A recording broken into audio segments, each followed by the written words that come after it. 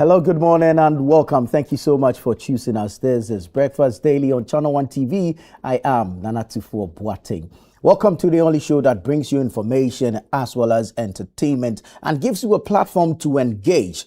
And we're asking that you join us with your thoughts and comments via our WhatsApp number, which is on your screens now. You can also join us on Facebook and on YouTube, where we're streaming live. Let us know what your thoughts are. We'll be touching on a number of topics this morning, so you can share your opinions, your thoughts, your reflections on these topics. And then, of course, when our guests are seated, the submissions that they make, you can share with us your thoughts on their submissions as well. But let's remind all our students in pre-secondary that the deadline for submission of entries for the Literacy Challenge 2026 is fast closing in. We're closing the window for submission of entries on the 30th of July 2026. That's this Thursday at exactly 5 p.m. And so kindly put your essays together and send them in. Let's remind you of the topic for this year. In not less than 600 words, write a letter to the Minister of Education as a youth consultant discussing the advantages and disadvantages of the use of artificial intelligence AI in education. Advice on how Ghana can effectively integrate AI into basic schools to improve teaching and learning while ensuring that students in rural and underserved communities are not left behind. Now, it's important that your essay is in your own handwriting. It's also important, very, very important actually, that you add your full contact details. Please don't forget, add your full contact details, and then make sure that your essay is endorsed by a parent, a guardian, or a teacher. Quite important as well. Now you're posting your essay to the Literacy Challenge, P.O. Box GP 14123, Accra Central. Post your essay to the Literacy Challenge, P.O. Box GP 14123, Accra Central, or you can deliver it to the Channel One TV premises at Tesano here in Accra. Please note that you stand a chance to win 10,000 Ghana cedis, a laptop, and the bragging rights as the most outstanding all-round or well-rounded students at the pre-secondary level for the year 2026. You can visit our website, channel1newsonline.com, for more information, and you can also call 0205 973 973 for more information. 0205 973 973. Please don't forget that the deadline is on Thursday, the 30th of July 2026 at exactly 5 p.m. We want to say thank you to Prospectus Ghana Limited. We want to say thank you to SIC Insurance PLC. And we want to say thank you to Advocate Publishing Limited for sponsoring the Literacy Challenge 2026. Who goes away with the bragging rights as the best students, the most outstanding and the most, if you like, well-rounded students for 2026. We'll find out in a number of weeks, but for now, please send your entries in. We've received a number of them, and as you know, we are sifting through them. Quite interesting pieces that these brilliant students have put together, and it's so exciting to read what these great minds have penned down on paper. So the deadline again is the 30th of July 2026, this Thursday. So you have 2 days to go. By 5 p.m. we are done receiving entries, or if you like, essays. The Literacy Challenge is brought to you by Channel One Television and 97.3 City FM, and is proudly sponsored by Prospectus Ghana Limited, SIC Insurance PLC, and Advocate Publishing Limited. So we want to say thank you to all three organizations for sponsoring this great initiative. All right. That said, we've come before you this morning with our hearts full of gratitude. We want to say thank you to everybody that took time off to support, to participate, to sponsor, to exhibit, to be part of the Northern Business Fair 2026. To think that this is only the second edition and it was this successful, then of course we need to give credit to whom credit is due. And so this morning we want to say thank you to all our sponsors: EcoBank, the Pan-African Bank; NPA, that's the National Petroleum Authority; GEPA, the Ghana Export Promotion Authority; SIC Insurance PLC; North Shore Apparel GH. We want to say thank you to all these organizations for sponsoring and supporting the Northern Business Fair 2026. Now, all the exhibitors, hats off to you this morning. We say thank you for the amazing stuff you exhibited, from technology to fashion, textiles, cosmetics, food and beverages, all your consumables, the toiletries, just name it, all the innovation, the agric produce and products. Oh, absolutely beautiful. And we want to say thank you to all our exhibitors who showed up and exhibited at the Northern Business Fair 2026. Now, a fair is only successful if you have patronage. And so we want to say a big, big, big thank you to all patrons who showed up at the Jubilee Park in Tamale for the 2026 Northern Business Fair. We appreciate you guys so much, and we say thank you to you. We look forward to seeing you again, actually, hopefully next year, if the good Lord grants us grace. We're looking to make it bigger and better, and we entreat all of you to keep us in mind and at heart, and show up again when we come calling on you as you have always done. We want to say thank you to all our patrons for showing up at the Northern Business Fair and making it a huge success. And also to all the staff from Channel One Television and City FM who were there to coordinate and see to the operationalization of the fair. What we thought of and planned on paper, you guys made it come alive. And so we are so grateful to you. Thank you all so much. Thank you once again to EcoBank. Thank you to NPA. Thank you to GEPA. Thank you to North Shore Apparel GH. And thank you to SIC Insurance PLC. We're grateful to you. Now, on to the next one. The next one is happening in August. I'm talking about the This Is Ghana exhibition, the only fair designed to showcase Ghana's export potential to the rest of the world. And this year we assemble on the 29th and 30th of August at the Afua Sutherland Children's Park here in Accra.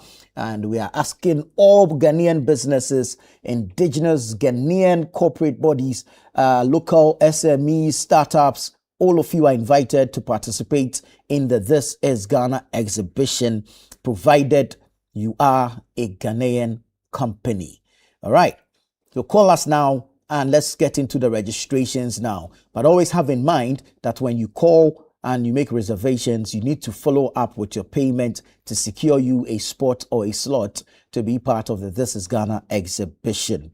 Come and experience Ghana like never before. We're talking about Ghanaian SMEs, Ghanaian startups, local businesses, indigenous corporate bodies who have all the tech, the innovation, the products, the services, the goods, and the wares. Just name it. All you have to do is to show up at the Afua Sutherland Children's Park for the This Is Ghana exhibition on the 29th and 30th of August and get to see how much Ghanaians are putting into brands, how much Ghanaians are putting into marketing, how much Ghanaians are putting into innovation, creativity, and of course, exploration without bounds.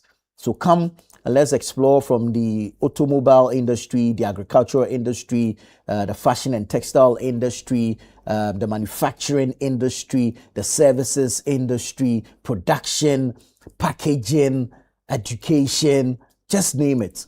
All of us should gather at the Afua Sutherland Children's Park for the This Is Ghana exhibition. And guess what? Entry is absolutely free. Entry is absolutely free for all of our patrons. For exhibitors, you need to call, register, and make payment. So call us now on 0205 973 973, 0205 973 973, or 0558 973 973, 0558 973 973. Call and register. And of course, if you need some more information, call these numbers as well: 0205 973 973, 0205 973 973, or 0558 973 973. This is an exhibition for local SMEs, startups, homegrown businesses, innovations, and indigenous corporate bodies, and it presents a platform to showcase Ghana's export potential to the rest of the world. But also happening in the month of August is the Channel One TV and Zonda Tech Ghana Limited Auto Sale and Expo. There's another big one for all you vehicle lovers out there, all you car lovers out there. This is a major one for you to tick, okay? It's a box for you to tick, or if you like, off your bucket list. Come and explore a wide range of powerful, stylish, and durable vehicles from the 13th to the 14th of August 2026. Now, Zonda Tech has a wide range of powerful, dynamic, durable, strong, and of course, classy vehicles. And it ranges from your sedans to your 4x4s, your trucks to, just name it. All right. So if you're looking for a vehicle for commercial purposes, if you're looking for a vehicle for your private use, if you are changing your old car or you're buying your first car, this is a sale for you. All right. So the Auto Sale and Expo will happen on the 13th and 14th of August 2026 at the Zonda Tech showroom here in Accra. I'm talking Jolu. So come discover the full range of Zonda Tech automobiles designed to deliver power, efficiency, and durability on every road. It's from 9 a.m. to 3 p.m. daily on the 13th and 14th of August 2026. Kindly call 0205 973 973, 0205 973 973, or 0501 772 222, 0501 772 222 for more information on the Channel One TV and Zonda Tech Auto Sale and Expo. We look forward to seeing you at the Zonda Tech Ghana showroom inside Jolu on the 13th and the 14th of August. It's from 9 a.m. to 3 p.m. each day, and we're going to have some wonderful clinics as part of the Auto Sale and Expo. So we'll see you there, all right? Make it a point to be there. We'll be there, and come, let's enjoy the power of vroom, vroom, vroom at the Channel One TV and Zonda Tech Auto Sale and Expo. We look forward to seeing you. All right, let's take you to the newspapers now. I'll start off with the Ghanaian Times, which front page has a demonstration by the Industrial and Commercial Workers Union. The story says ICU kicks against proposed sale of Valco, petitions president to halt process. ICU kicks against proposed sale of Valco, petitions president to halt process. Cultivate nation builders to solve societal challenges. Alex Mould challenges varsities. All right. And then you have Mr. Guzitano down here. He says Africa must benefit from its minerals. Africa must benefit from its minerals. Adamus Resources wins 2026 Intermine Safety Quiz. Adamus Resources wins 2026 Intermine Safety Quiz. Then you have strengthening maternal care key to reducing disabilities. That's according to Dr. Adusu. And yesterday, the Foreign Affairs Minister addressed the press, and you get a lot of stories on the front pages from that press briefing. So Ghanaian Times says 2 Ghanaians killed in renewed xenophobic attacks in South Africa, and it's attributed to the Foreign Affairs Minister, Samuel Okudzeto Ablakwa. Let me go to the back page. Back page says 3 water treatment plants set for overhaul. 3 water treatment plants set for overhaul. And then there's a sad one, which of course is a warning, or if you like, a information from the World Health Organization that says drowning a neglected public health threat.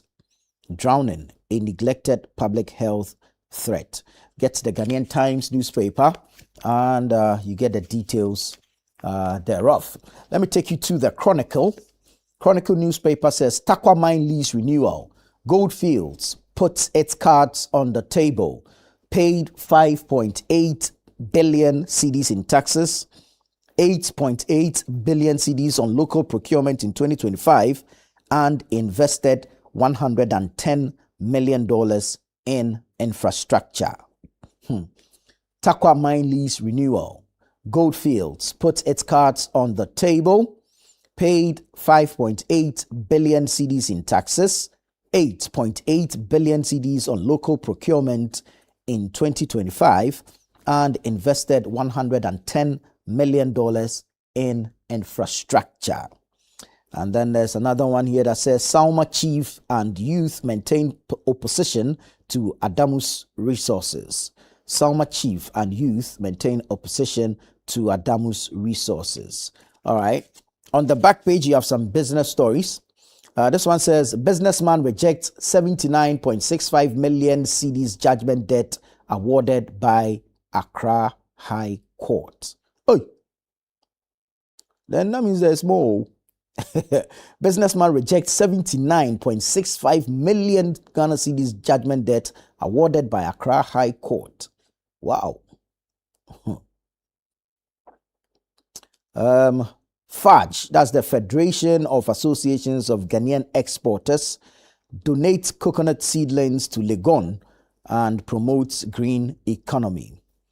FAG donates coconut seedlings to Legon and promotes green economy.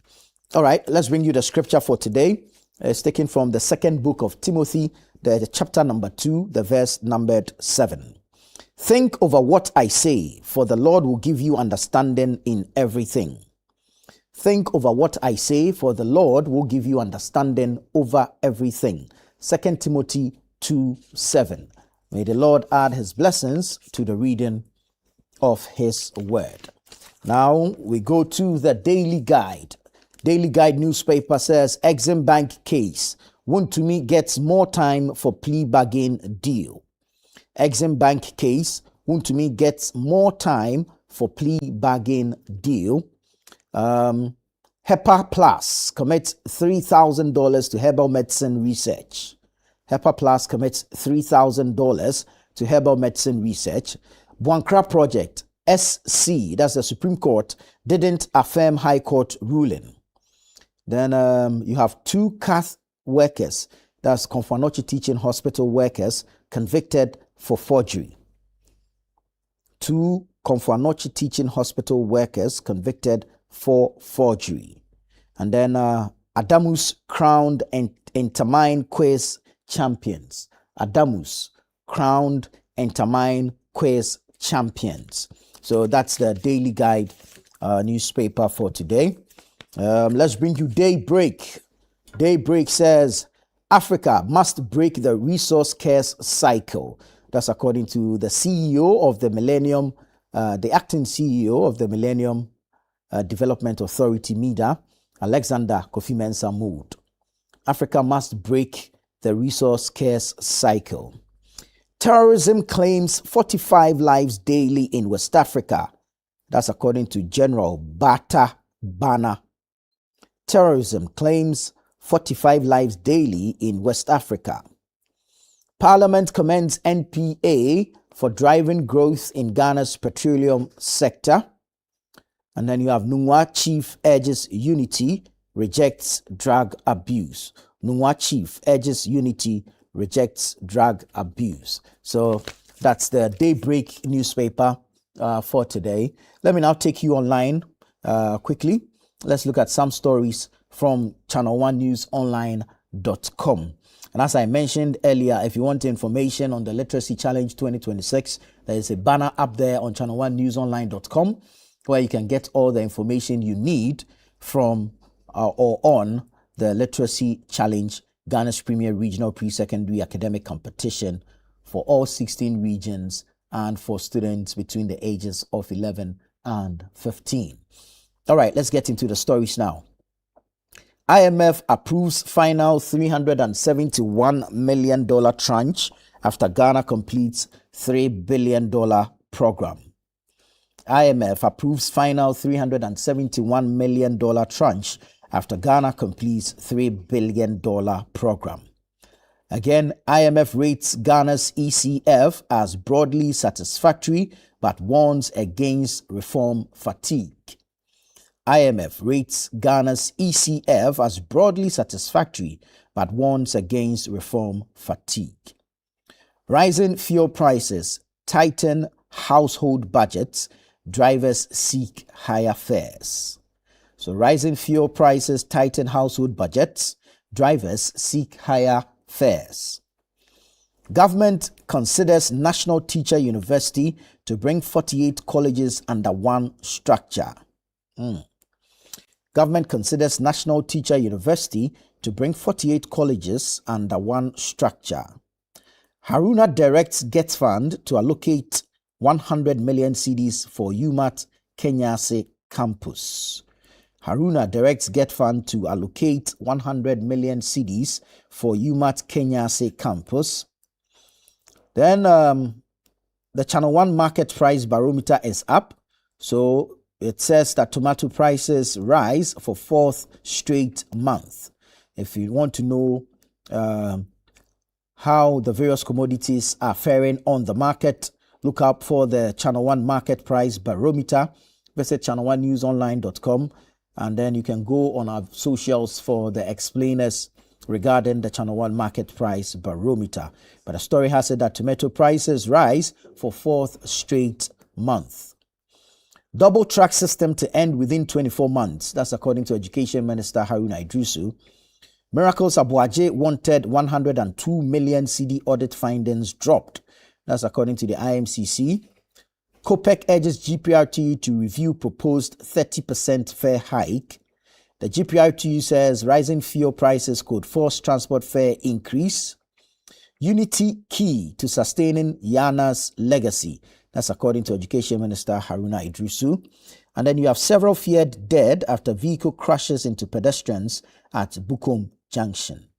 And then on the protest against the alleged sale of Valco, Ibrahim Mahama rejects takeover claims, lawyers to act. So you get details on channel1newsonline.com. Let's visit citynewsroom.com now. citynewsroom.com. GPRTU and Transport Ministry to meet over proposed 30% fare hike. GPRTU and Transport Ministry to meet over proposed 30% fare hike.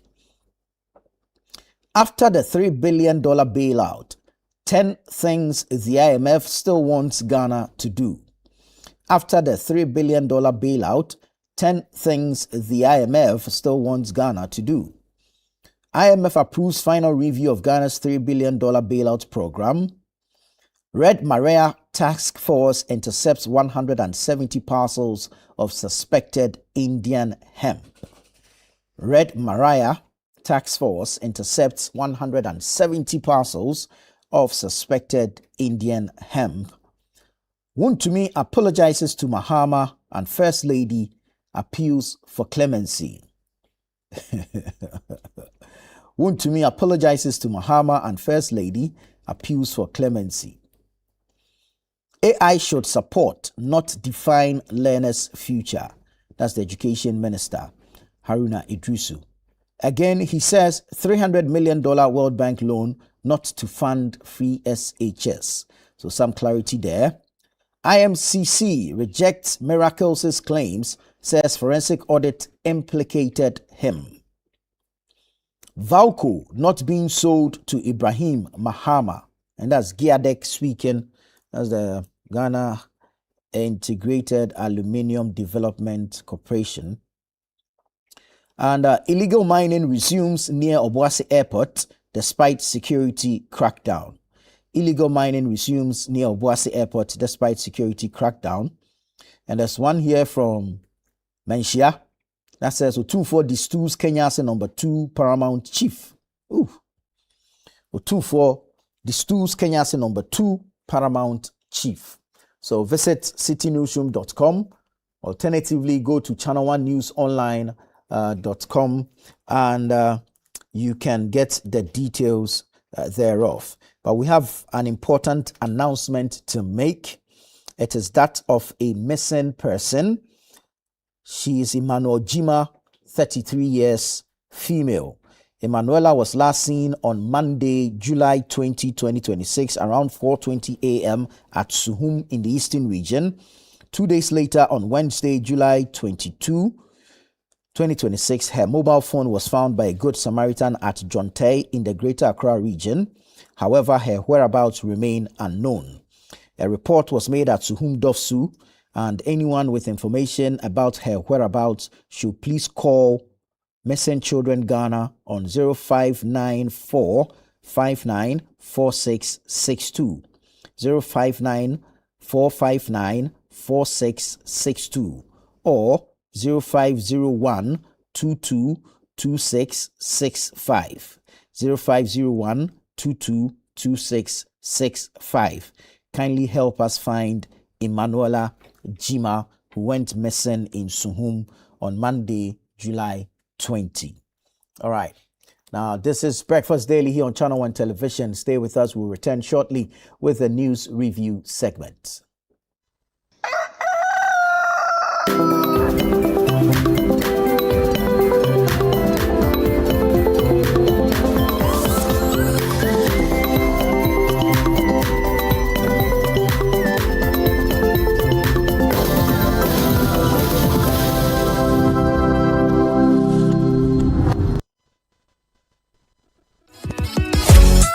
What if your ideas could shape the future of education in Ghana? If you were a brilliant pre-secondary student aged 11 to 15, this is your moment to shine. Welcome to the Literacy Challenge 2026, the national literacy competition that celebrates young thinkers, great writers, and future leaders. This year's challenge is all about artificial intelligence and education. The topic: in not less than 600 words, write a letter to the Minister of Education as a youth consultant discussing the advantages and disadvantages of the use of artificial intelligence (AI) in education. Advise on how Ghana can effectively integrate AI into basic schools to improve teaching and learning, while ensuring that students in rural and underserved communities are not left behind. Remember, your essay must be in your own handwriting, must be endorsed by a parent, guardian or teacher, and include your full contact details. Submit your entry by Thursday, 30th July 2026 at the front desk of Channel 1 TV or PO Box GP 14123, Accra Central. Stand a chance to win 10,000 Ghana cedis cash, a laptop, and earn the title of Ghana's most outstanding all-round pre-secondary student. For more information, call 0205 973 973. The Literacy Challenge 2026 is powered by City FM with support from Channel 1 TV. And it's proudly sponsored by Prospectus Ghana Limited, SIC Insurance, and Advocates Publishing.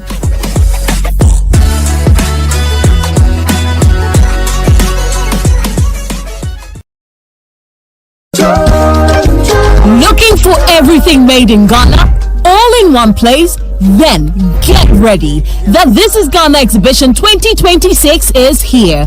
A bold celebration of Ghanaian creativity, innovation, and excellence. From rich traditional crafts to modern cutting-edge solutions, experience the very best of Ghanaian products and services. Explore excellence across key sectors including automobile, agriculture, education, health, hospitality, fashion, technology, food and beverages, creative arts, beauty, retail, and more. This is the biggest Made in Ghana fair, bringing together SMEs, startups, manufacturers, local creatives, indigenous corporate bodies, entrepreneurs, and innovative businesses all under one roof. Discover brands redefining quality, connect with industry leaders and innovators, experience the energy of Ghanaian enterprise and creativity. The date is 29th and 30th 30th of August 2026. The time is 10 a.m. to 5 p.m. daily. Venue, the A4 Sutherland's Children's Park. Call 0205-973-973 or 0558-973-973 to register. Come explore, come connect, come be inspired. Discover the brands redefining made in Ghana and experience the future of Ghanaian excellence. The This is Ghana Exhibition 2026 is powered by Channel One TV with support from City FM. This is Ghana Exhibition 2026, celebrating Ghana, showcasing excellence.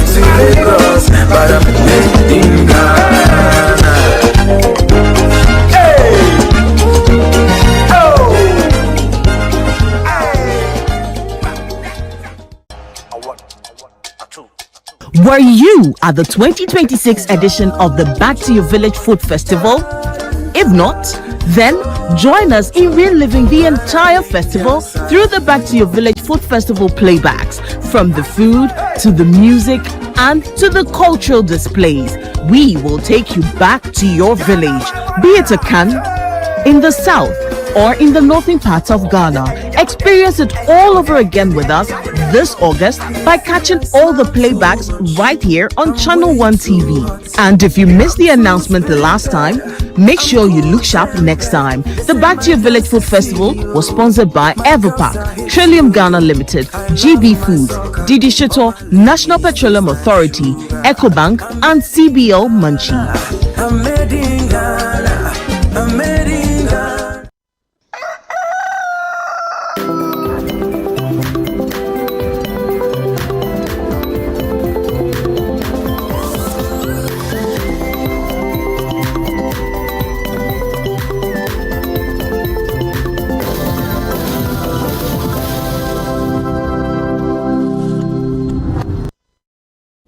Hello there. Thank you so much for choosing us. This is Breakfast Daily on Channel One Television.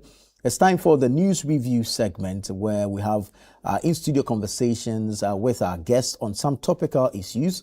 But we are always excited to extend an invitation to you to send us your thoughts, your comments, and your contributions on the topics that will be discussed, as well as the submissions that will be made by our guests on the show. Varying perspectives are welcome, so together we can shape and develop this country into what we want it to be collectively as a people. We're going to go straight into it. I'll start off by introducing my guest this morning. Larry Dugbe is here. He's a regular on the show. He's the managing editor for the Herald newspaper. Larry, good morning. Good morning to you. Always good to have you. Thank you. And Happy to be here. always grateful that you attend upon our invitation. I don't have a choice. Summons is watching. At this point, you are taking after Dr. Dixon. Now we have Dr. John Kingsley Krugu. He was the CEO for the Environmental Protection Authority and currently a spokesperson for the NPP's Environment and Natural Resources Sector Policy Committee for Election 2028. Doc, good morning. Good morning. And it's good to see you. Yes, it's always a pleasure. Great stuff. All right, we're going to go straight into it. And of course, we've seen all the volatility occasioned by global pressures, the impact we are feeling here with respect to fuel pricing. Within the past 2 or 3 weeks or so, we've seen fuel prices rise about 3 times already. And so clearly the global oil market volatility is weighing down on Ghana. We've also seen, if you like, the demand for dollar outpacing the cedi, and so some level of depreciation of the cedi, the dollar to cedi relationship setting in, and so there's cause for concern. But this morning, the Chamber of Oil Marketing Companies is calling on government to remove the 1 cedi levy on fuel to cushion Ghanaians. Larry, the pressure is actually not from within, it's external.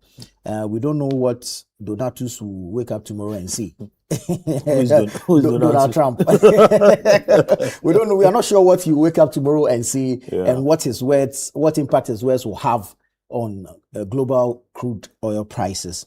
But domestically, how do we navigate the situation that we're in? Comac is asking that we take off the 1 cedi fuel levy, and this will help cushion consumers. Yeah, good morning, and good morning to Prof and to our viewers. What do we do? I think in recent days, what's happened is that, let me start from this point. This morning when I was coming, I checked out the prices of, super as well as diesel. Diesel is hitting almost 17, per a liter. And then super is around almost going towards 14 as well. We all know what that means. And I'm told that, or I heard that the transport, GPRTU or transport operators they're also threatening to increase. Wanting some 50% increment. They're calling for 30. 30, but they are yet to meet the transport ministry. Okay. Usually they will make their proposals, but after the meeting, some concessions are made. Just within that, discussion also, I hear the crude oil is also dropped by $1. Yeah. Because, in your words, Donatus, and then the Iranians, they've paused. Whatever, the attacks on each other. So people are expecting that things could improve, it could go better. It's this thing that we have where every now and then we have to deal with, a superpower who feels they can do anything and go away with it. And I mean, regardless of how that the global effect on the others, including economies of ours, that are, living from hand to mouth. So, this is where we are. Whatever they do, it's affecting everybody. Now, what can we do to ourselves? 2 or 3 weeks ago, Boss started talking about how they had received some Jubilee oil, and that it had been taken over to Tor. And Tor is and then it's supposed to refine it. People were expecting that we are told that the benefits of that to us as consumers, as to whether or not that is going to affect, bring down the price of fuel for the ordinary person, and by extension affecting transport fares positively, and then also farm produce that comes to the market for all of us to buy. Because as we speak, again, I heard in your news today about market prices, how tomato is through the roof. It's risen for the 4th consecutive time. And so, I mean, if the fuel that has been received from the Jubilee field, it's supposed to, help us do something, achieve something, in terms of prices. And so that is what a lot of people are expecting, including me. Government would have to come out with something very, something good so that everybody will enjoy. I've heard Comac talk about how we should, government should take away the 1 cedi levy, so that it could bring down the price again. Because the prices as we have now, it's all bust up, with these taxes upon taxes and so on, and so it's becoming very difficult for people to afford. And so if they take away the 1 Ghana cedi, it could cushion people a bit. I don't know how government will want to do that, because they tell us that that's supposed to be the doomsday levy. And so they take they take down that, and it means that there'll be a deficit in the energy sector. Then they will tell you that but doomsday is once we took it away, it means that doomsday is going to come back and so on. So we can only keep discussing and then making proposals and then suggestions here and there, and and see how government listens. Right. Doc, I mean, we all know that this is occasioned by renewed geopolitical tensions and disruptions to the global crude supply chains. But can we look within to find solutions? Recall that recently there was some intervention by the government, especially on diesel prices, where, some like subsidy was introduced into the system. But we operate a deregulated market. So are we able to look within to find some homegrown solutions to a problem occasioned by geopolitical tensions? Yeah, thank you, and good morning to your viewers. I think that, yes, these are matters that has been brought about because of geopolitical events happening across the world. There's no doubt about that. However, when it comes to this particular levy, and yesterday I took time to listen to the COMAC argument, and I think that's a solid argument. Right. You see, there is a background to the Dumsor levy. It was brought in at a time when two conditions existed. One was that global market prices had fallen. True. And so there was a big relief for the consumer. And government sought to tax that relief to say that there is a fiscal space for the consumer when it comes to fuel prices. Well, because was that a reason? Petrol, it was one of the reasons. There were two reasons. And one of them is that at the time, petrol was going for 10 cedis per liter. Yes. Okay.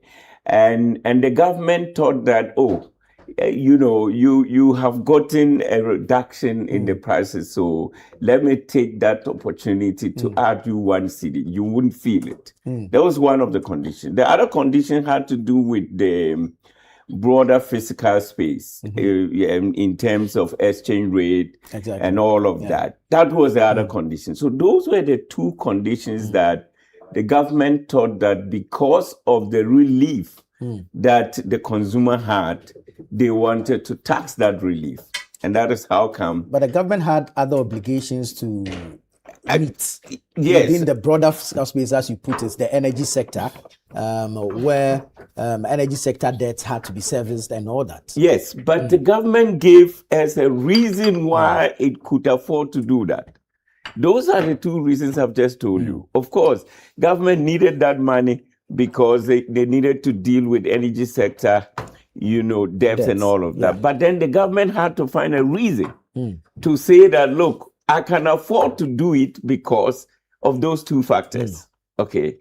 The question that the government will have to deal with, and I think COMAC put it rightly, is today, what are the conditions? Okay. Again, the cedi has come under pressure. You just referred to the price of tomatoes consecutive 3 times, going up, 4 times, even going up. Okay. What does that mean to the consumer? Then today, Larry just said that on his way here, he checked the fuel prices. The fuel prices on the pump. And then it is almost approaching 18 cedis for diesel. Diesel 17 cedis for diesel. The very place where petrol was, I had fallen. It was from 17, it fell down to 10. And government thought that, well, let me take advantage. You cannot tax the relief and then don't share the pain. Today, the very consumer is now going through the pain. The cedi has come back under pressure and prices have gone up. Despite even the fact that only yesterday there was a slight reduction in the global. So the question is actually about volatility. And so for me, it is a straightforward argument for the government to listen to COMAC, and the best option, if I can have a say, is that for government to take off the 1 cedi levy, at least temporarily, giving it some 2 or 3 pricing window to observe what is going to happen. But it is completely unacceptable that government will seek to tax the relief that the consumer had. And then today, when the consumer is under pressure, government says that I'm not going to share with your pain. I think that cannot be. But the government did share in the pain when these tensions started. You recall the interventions they made, especially on diesel. Yes, but you know, do you know what the 1 cedi levy actually means for the consumer? What does it mean? It is not just that you pay it at the pump, but you pay it on every product that is transported across the country. So after going to pay it at the pump, you pay it in transport fares. You pay it in any other product that is being transported across the country. So it is a 1 cedi levy that travels through the economy. And we all bear that. So the argument is just very simple. I mean, today, if the cedi has come under pressure, what that simply means is that the consumer will have to pay more in the market. And if the cedi and if fuel prices have gone skyrocketing, the consequences, and don't forget that just this June, government has changed the pricing mechanism where now when the prices go up, the global market goes up, the pump price also go up. So what it simply means is that the consumer is bearing the direct effect of the global volatility. And it is just a responsible government position to take to say that, look, I am also going to share the pain with the Ghanaian consumer. And I cannot take advantage of the relief and tax the relief. Because, and then now that the consumer is going through a certain pain, I am not going to relieve their pain. I think that Cormac has a point. And the government ought to listen to that argument. Very well. Let's say good morning to the Member of Parliament for Sisala West, and he's also Deputy Minister for Communication. That's the Honorable Mohammed Adams Suparu. Good morning. Good morning. All right. It's good to see you. Good to see you too. Very well. We're discussing the issue of global tensions, the disruption to global crude oil supply chains, and its impact that we are feeling here as a people. Now, fuel prices, in fact, unpredictable as it is now. Cormac is even warning that the next pricing window, which is on Saturday, the 1st of August, the prices may go up again. And it looks like we are at the mercy of decisions taken away from this country. And we need to find ways around this. So how do we survive this period? Honorable, if you can share your thoughts with us. Yeah, thank you very much.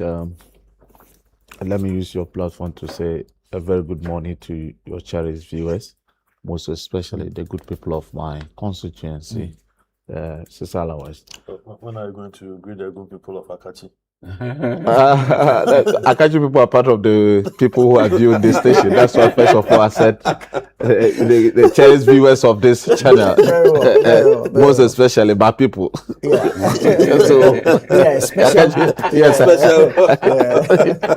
I only made emphasis on my constituency, but the entire nation, I'm starting my greetings to including that of Akachi. He has to pay attention to the vote.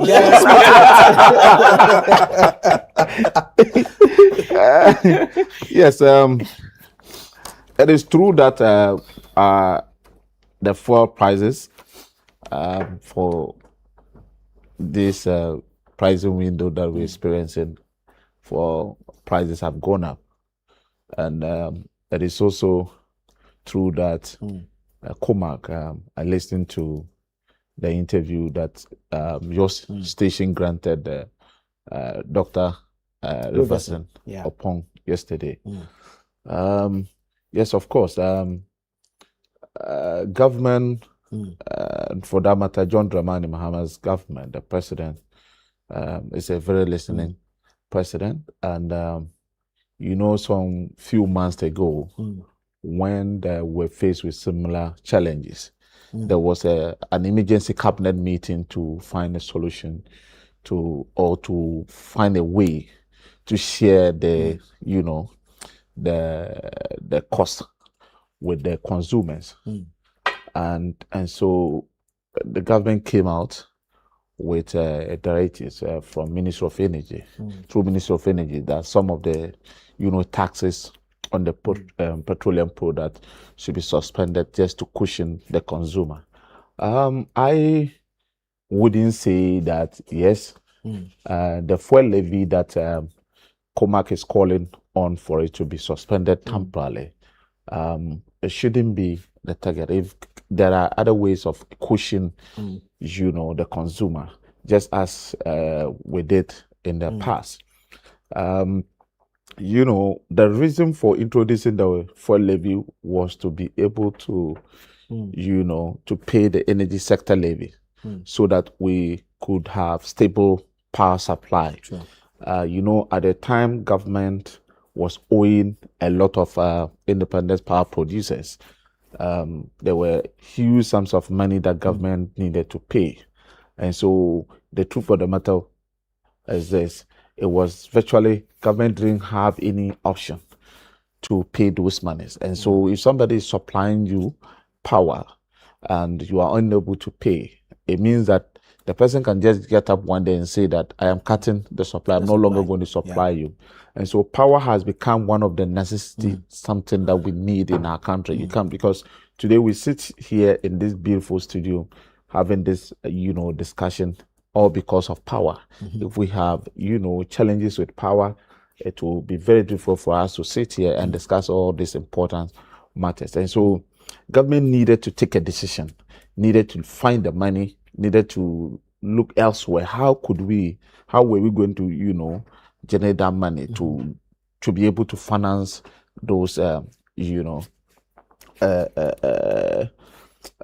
responsibilities? So, and that was how come government said, okay, at the time that we stabilized the economy, the cedi was down, fuel prices were down.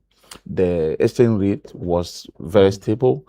I think it was around 10, 11, thereabout. And so government said, okay, we could bring in one cedi fuel levy on each liter so that we could raise some funds so to enable government pay, the energy sector, clear the energy sector debt so that we could have stable power supply. And that was the basis for introducing that one cedi levy. And so if you checked from Ministry of Finance or Ministry of Energy, you still realize that even though we started taking this one cedi levy for about a year or so now, we still not been able to clear the debt, but we've done quite, at least the money has really helped. That is how come today we are experiencing stable power. Some few months ago when, Energy Minister for Energy said they were changing a lot of transformers, there were, power, fluctuation. People started saying the doomsday is back and what have you, Ghana.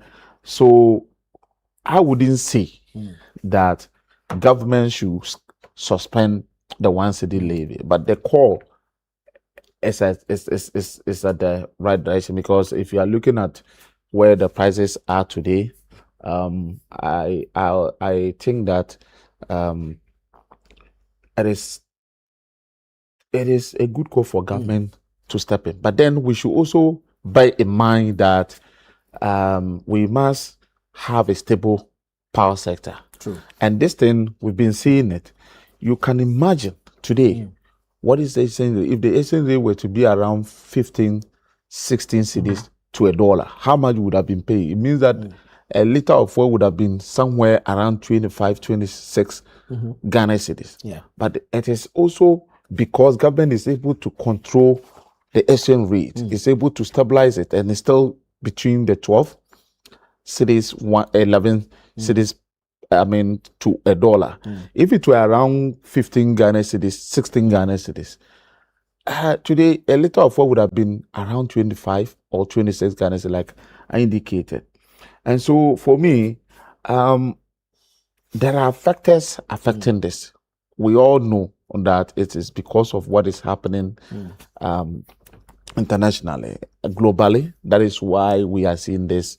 It is not because the two things that affect directly the pricing of petrol, fuel product, let me put it this way. It is one, it is the exchange rate. Two, also the international factors, market price. And so in this case, it is about the international market price. I am happy it is not about the exchange rate, because once it is about the exchange rate, it means that you are not managing your economy well. The exchange rate now is also facing some challenges. There's when you say 8.89% decline. When you say we are talking about what is the exchange rate today? It's between 12.50. Yeah, 12.50.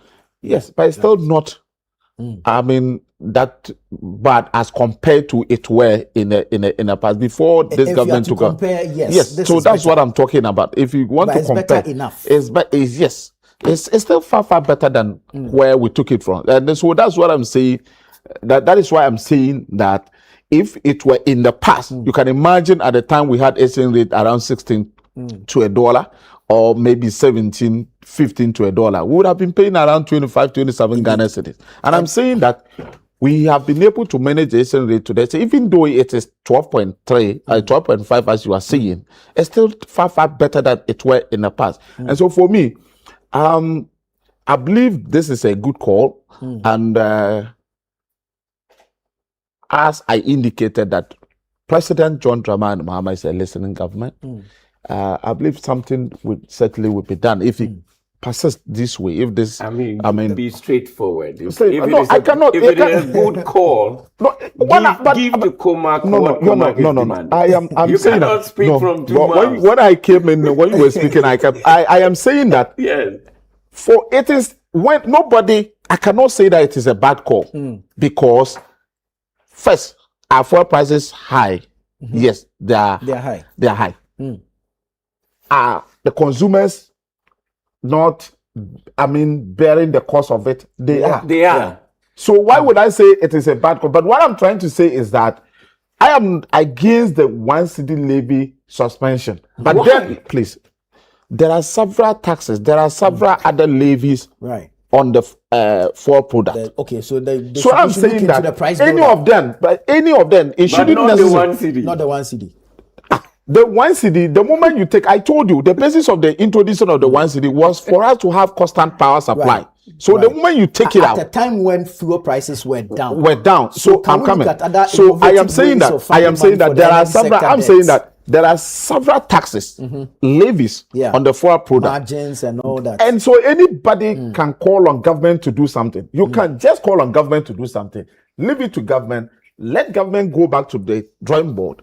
Look at which one can be taken out that it will not have that direct effect. My concern is about constant power supply, regardless. You understand? So it is a good call for government to do something about it. But I'm saying that it shouldn't be on the 1 cedi levy, because there was a reason why government, and the reason you and I, you know very well that the energy sector debt that the previous government left, the debt this government inherited, was huge to the extent that we needed to find a solution. True. We needed to find a source of funding and settling in clearing that debt. And so today, if as a result of that 1 cedi, we are able to be experiencing stable power supply, you want us to suspend the 1 cedi. How are we going to get that? We'll still come back. Critics of this 1 cedi, just a second. Critics of this 1 cedi argue on the projections that were made before the introduction of the 1 cedi. How much was going to be collected within what period, and will it settle all the energy sector debts,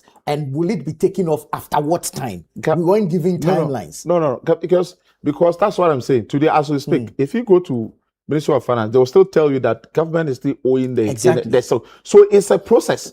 And so when they say they introduce a certain tax, that tax, when you introduce it, you can't say that, this time between now and 6 months' time, we'll be able to clear it. As and when we are able to settle and we know that we have other sources that can stabilize and fund the energy sector, we can take it up. But for now, as far as I'm concerned, I think that we can look at other levies that, like we did in the past, when the prices were very high. You remember, energy minister came out to one of those levies, the margins, there were some suspensions and all whatever. So I believe that we can still go back to drawing board and look at those margins. Look at which other levy can we take it? Can we take out that can cushion the consumer, but There's- not necessarily the 1 cedi levy. I just Can don't I understand say why something? my Why the brother 1 sitting here. Can I say He something? is insisting that it must Yes, be the please. 1 cedi Can I levy. say something? Government, I agree that the I agree with minister- people. I agree with those who are calling for government to do something about it. Yes. Government must do something, but don't tell government that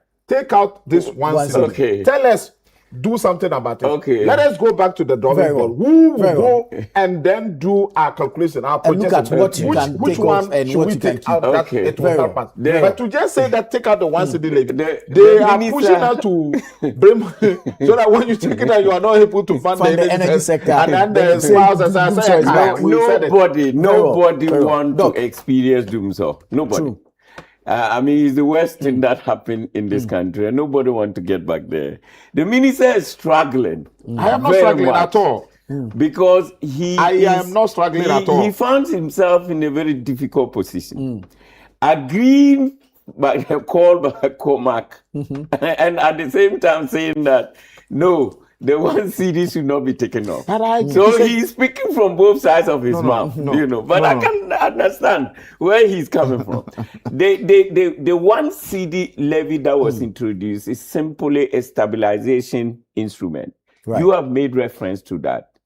A stabilization instrument does one thing: it collects more money, during good times. Right. And that is what happened. In fact, I think by the 2025 report, reports around 8.8 billion money that was collected as a result of that stabilization instrument that was introduced. But a stabilization instrument does the same thing in bad times. It takes relief. It gives the consumer a relief. And so the argument is a straightforward argument. It's not the question of we are going to go into the taxes formulas to check which tax to take away. No. The petroleum price build-up. That's not the various question components on in saying. there. It is simply that you added a burden to the consumer in good times. And today we are in bad times. You need to take that burden out of the consumer. It's black and white. I don't see why you have to make all these stories about tell government do something, and government said we will do something, and we are going to go and sit down and see what to do. When what you ought to do is lying there black and white. Take away this 1 cedi levy, and you would have done a lot of good to the consumer because maybe before you walk in, they just established a fact this morning that tomatoes has gone up 4 times in the last few days. Yeah. 4 times. You are saying that no, there's no pressure on the cedi. Do you know what that means? So if tomatoes price has gone up 4 times and I still have to bear, and do you know that 1 cedi levy has an impact on the tomatoes because they transport it Exactly. from Akuma down to Accra. So the 1 cedi levy is having an impact on that cost of tomatoes. And so the call is Exactly. simple. How about us not producing enough tomato, which accounts for the pressure? Well, that's an argument. That's another The argument you baseline can of make. our challenges But in this even if country you is our produce low enough, productivity. if you produce enough, it will So it still might be. not be dollar. It will still not be necessary. It is never Yeah. not. So it will still be produced in Akumada. You have to buy it in The Accra. price and of Makola. tomatoes So if there's 1 increasing- cedi on the fuel that will be transported, yes, into the the price- Rwanda, the they price still of feel it. the- There has never been a time that the exchange rate determined the cost of tomatoes in this country. But the exchange rate can If you are affect the talking cost of- of fuel for transporting Yes, the yes, tomato, that one I agree. which will Yes, I'm coming. ultimately That affect I agree. the That's That I the agree. argument. As for the tomatoes, it is because of low productivity. productivity. Not only. That's one of the major factors. Assuming we produce enough tomatoes, one in of Yeah, Ghana. but if we are to take the words of the agric minister, we should be expecting a glut in tomato production. So hopefully soon there will be some relief regarding the pricing. But that will not take tomato. away the impact of the 1 cedi The 1 on cedi. the price of tomato in Makola market because you don't produce tomatoes in Makola. There's this thing that the NPA does, this fuel price floor mechanism. And there's been arguments that if it's taken off when there's any dip in the international prices, then it can reflect here for consumers to enjoy. I don't know what you make of it. I think this morning the prices of crude have even come down. Yeah, it's come by down some. considerably. Yeah. So if this price floor mechanism was not there, then we would have felt it locally. Well, I haven't done any research. So okay. Oh, you go ahead. Yeah, go ahead. No, I just So time. was trying to, respond to what my What brother Doc just said. said also about the prices. Mm. You know, what we are discussing here, there are two factors of the international or the global prices that affect our consumers here. One has to do with the finished product, that's the refined product, and also the crude oil. So in this case, we are discussing the refined product. Is that not it? We're discussing the price of the refined product locally, but then there's a bearing on the international crude Yeah, that is brought into It's the the country. crude affects the refined product. Exactly. Yes, Yeah. I understand that. But then you just indicated that this morning the price of crude oil Yes, has have come down. Has come down. Yeah, it's coming down. So it means that we are hoping that, Going forward. going forward, the prices will drop Yeah. again. Certainly will drop again. But One the other challenge- thing, the This challenge is the with that- reason why nobody has called for a permanent. Exactly. Exactly. uh, They said because temporary, you're I unable understand. to we were predict. asking Temporary. for a temporary Temporary. relief. Yeah. Yes, I'm Yeah. saying so. As a It's country, I think unpredictable at I this think, time. I think Yeah. it is also important for us as a country to also applaud this government. At least, today if you go to tour, Combat and his team, the MD, they are doing a lot of good jobs. If you go to tour, was it 2 weeks ago that we're told they receive some amount of crude oil to refine at all? It means that when moving forward, if we start refinery in Tor here locally, A store actually refining or is storing for somebody. well, when you say the message, the statement that came out, did they say that they are storing or they are refining? We've been told that they are going to refine. They are going to But refine. Up until So now, when we know they that they've been received, working when they as a the crude storage. oil that they received, a company gave them crude oil to refine and sell and pay them. They didn't say they should receive that crude oil And and store for store them. and store for Very them. well. It's to refine. Very well. And so it is important as a country we have, a company like Tor, we need to invest True. towards it because today we have crude oil, we produce crude. And what we see here is that what we produce or what we drill, we take it out, refine, and then Exactly. and bring it back At somebody's price. somebody's price. Meanwhile, we can refine it here and also determine our price. But do we have the volumes to meet our demand? Our When you consumption say do demand? we have the volumes, you see, you start from somewhere. True. If, for instance, in the past you used to consume about a certain quantity, when you are producing or when you start refinery in Ghana, that quantity, even if it is 1 million liters, It's taken out of your it's taken out imports. of the import, Exactly. and that will take some burden of from government. Even the demand for forex will be Demands for forest will also reduce. And so it is important that as country, when we are discussing matter like we should pay attention. If government should be intentional about supporting Tor, supporting the current management, because they are doing well to make sure that they expand their refinery, because we are told that they've started refinery. So if the government can be intentional about Tor Tor. and make sure that we revamp this company, it will help us. Every day will come with everything now. Even when you want to even buy pen, it has to depend on the price of a fuel, because when the fuel prices are increased, whoever that is importing this pen, the cost of transportation taking it to probably Kumasi, they will have to factor all these things before they can come out with the price of a pen, and that is really affecting. So we must encourage local production in every aspect. True. We are talking about tomatoes. How can a tomatoes be something that we should be important? Look at what happened between Burkina. Burkina. Yeah. people, our market women travel basically to Burkina Faso, and I very don't think their unfortunate. lands there are, Unacceptable. yes, Yeah. I don't think their lands there are more fertile than our lands when it comes to tomatoes production.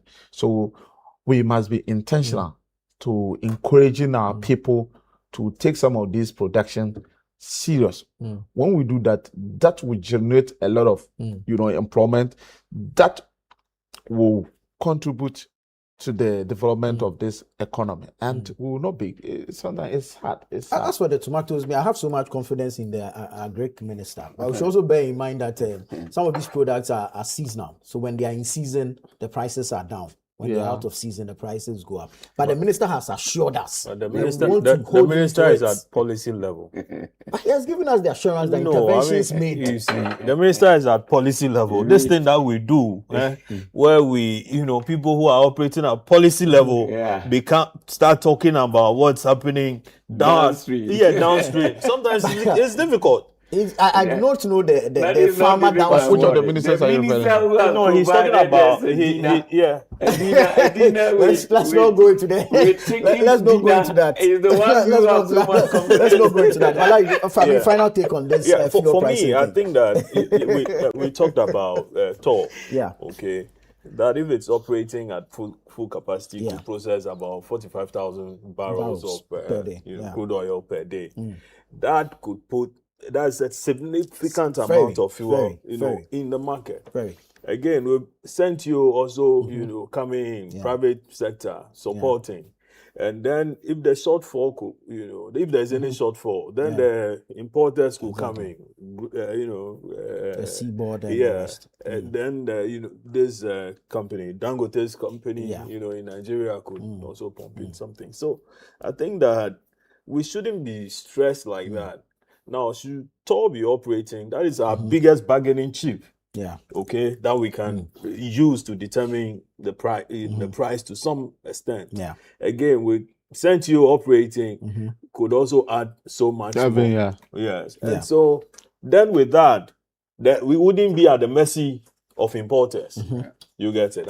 So we need to start something first. The resetting of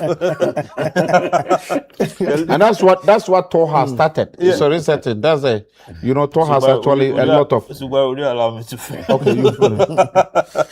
So the resetting, of the listening Mahama government, would have to, put TOR.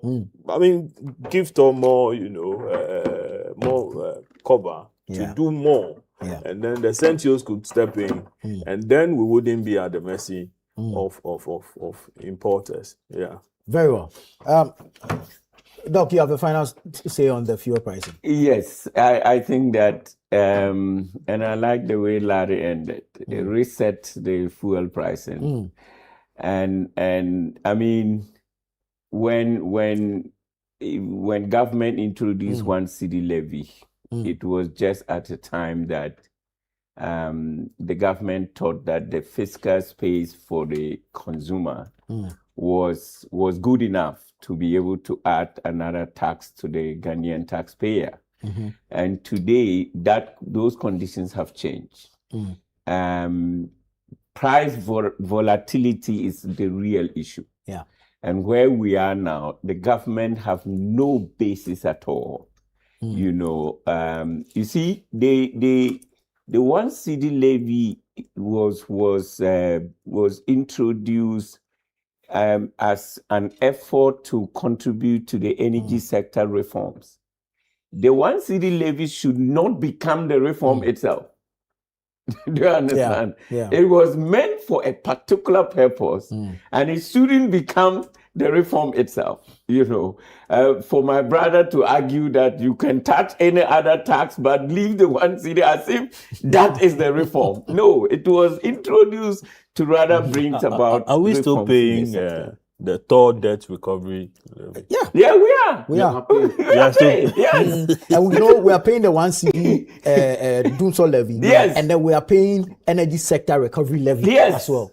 We are paying all of that, and so the government have no and the TOR recovery was introduced by President Kufuor. Kufuor? Yes. How many years ago? Yeah. So the government have no excuse at all at this very moment.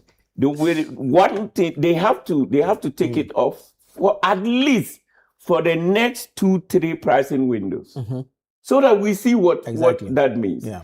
2, account for what has been collected. To tell us exactly what has the money been used to do, so that we can all come back to the table to assess whether we want to get back to it based on the pressure that the CD is experiencing and also the global market situation. Well, it's a straightforward matter. Accountability, if you say government must account for how much they have collected. Government has always been accounted. I think in Parliament, the minister was in Parliament to tell the House how much so far. But somebody filed a question. But it's not one time. Accountability is that's a continuous matter. That is what I'm saying. So when you suspended, you should account at that moment as well. But we are not suspending it now. I just told you.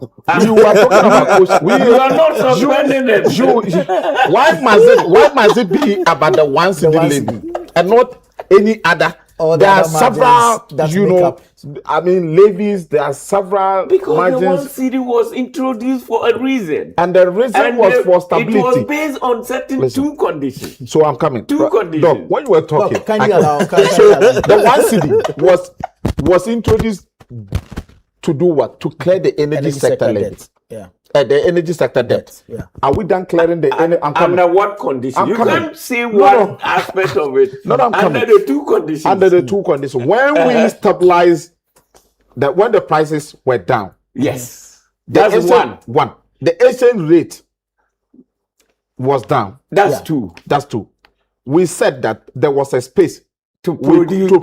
We could generate excellent money. Excellent Please, I'm coming. Yes. To clear the energy sector debt. Yeah. Now, that has been introduced. And what was the purpose of clearing that debt? For stable Ghana power supply. To have stable power supply. Do we have stable power supply today? The question is, the answer is yes. Yes. Are we done clearing the energy sector debt? No. The answer is no. Are Ghanaians going through high fuel prices? The answer is yes. Government must do something about it. The city under pressure. The city, I wouldn't sit here and say there's pressure on the city. Never. Because it's ever since this government took over governance, the city has always been within that range. 12.5. There were instances it even went as far almost, 13 cities. And it has never gone beyond 13 cities. And so I will sit here and say, the city is under pressure. Our city is never, the currency is never under pressure. And so the currency is not under pressure. Now, there is a call for government to do something about the prices. You can tell us the particular tax. That's my argument. Don't tell us to take out the one city levy. It's a proposal. It's a proposal. And that proposal is welcome. But leave it to government, just as we did in 3 months ago or 4 months ago. Yeah. We went to there was an emergency cabinet meeting, and then cabinet took a decision that government needed to cushion the consumer. And then we came out with how we're going to cushion consumer, and you enjoyed it. And I'm saying that I just allow government the space. On your way to just allow government the space. No, it is a good call. Yeah, you enjoyed it. You enjoyed the cushion. I'm saying that just allow government the space. Should we expect some cushioning? Yes, of course. We would then sit and look at the tax. Which one should we take out for now? Should we suspend? The boss margin, the boss margin, whatever, recovery, whatever. Leave it to government to decide which of them to take out. Because every tax or every margin on this has a purpose. And I'm saying the purpose, the reason why we introduced the one city levy, we are not done with it. And from where I said, I don't want the situation. I want constant. It's a listening government. It's a listening government. That, of course, that's why we will listen. We are listening, and government certainly will do something. I know government will do something. You can listen or do anything. No. That's why he says they'll do something. Can you put a headline on the So why must government to reduce They'll kill you. I don't speak. I'm only a deputy minister. I don't speak. I am not part of. So it's not part I'm only speaking. I am only speaking as an individual in my capacity as a member of this ruling party. But I'm saying that based I on the belief you have in the exactly. government. But I'm saying that from where I sit, I would not, if I had my way to contribute, to say that which taxes should we do. I would say that we should not touch the one cedi levy. Which one? Why? I know the one cedi levy brought us Which power, stable power. And so I do not want for us to be experiencing this. Which one? Which one? So, Which one so should be are you? No, there are several of them. When we sit and we do analysis, which one should we touch? I mean, the government will certainly know which one to touch. But for you to just tell us, I agree with Comac that government must do something, but not to say that they should suspend the one cedi levy. That's my argument. I mean, 1 minute. For me, I feel that with the change, the pause in hostilities between Iran and then the US. The argument or the claim is that US is run out of stockpiles of ammunitions and so they decided to pause the thing. They are rearming. And then they are expecting Iran to wait for them to stockpile and then say, okay guys, let's go back. Let's continue. I mean, whatever the case is, with if there's a pause and then prices are coming down, let's hope that reason prevail over, military might, such that at the end of the day, I mean, we wouldn't be having this argument. There are better things to think about. Aside, this, reduction, so and so. We need to improve upon our economy and put our natural resources also to good use, so that we wouldn't be at the mercy of global. Very well. Manipulators. All right. There's a message that says, good morning, Anna. I am Gideon from Asinfosu. Please, I want to ask Honorable a question. Is he opting for the one cedi levy on fuel to stay, but hoping for a removal of other taxes, arguing that the one cedi is directed to solving a problem? What then happens to the other taxes he's hoping can be taken off the problem they also solve? No, you see, we have problems and we have problems. Okay. There are levels. And that is why we have opportunity cost. Okay. So at this particular, if you ask me, what is most important thing, or and when it comes to energy sector, I'll tell you stable power supply. And so anything you'd rather pay high cost for fuel anything to keep the power on. I'm not saying we should pay. There are other options we can do. We can, other decisions we can take to cushion the consumer. Not necessarily the one cedi levy. That's my argument. Right. In the past, we did it. And so I'm saying that for the one cedi, so long as one cedi continue to be there for us to have the stable power supply, I will always go in for that. Very well. But I am also saying that the other taxes and the margins, just for instance, in the past, when the bus margin was taken off or was suspended, I mean, consumers were cushioned and the bus still went ahead to operate. Yeah. You understand?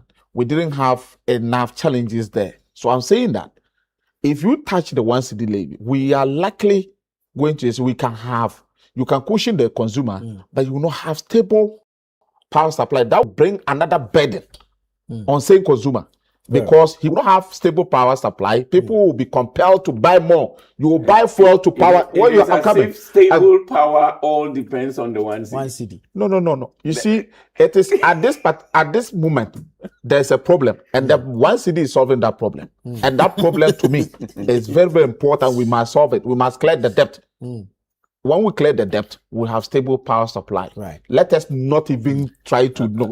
How long is it going to take us to clear the debt? The Minister for Energy should be able to. Minister for Energy and Minister for Finance should be able to. I believe that then this once it becomes an indefinite tax. I believe when just like the thought that. No, it can't be so. I don't think. I believe with time, as time goes on, maybe. How much is time? You can't file. a question. Okay, you are not a member of Parliament. He can only follow I will do that. I will do that. Can you do that? I can do that. Why not? You should file. I'll do that. Why not? Subaru, I am a member of Parliament. you are putting your political career. We program Only responsible. as a member of Parliament, I'm asking this. But there's sometimes we've always been bringing our colleague members of Parliament to come and answer questions. I will go to Sisala. They're always on roads I will go and to education Sisala. infrastructure. They're always on roads Yeah. because you benefit.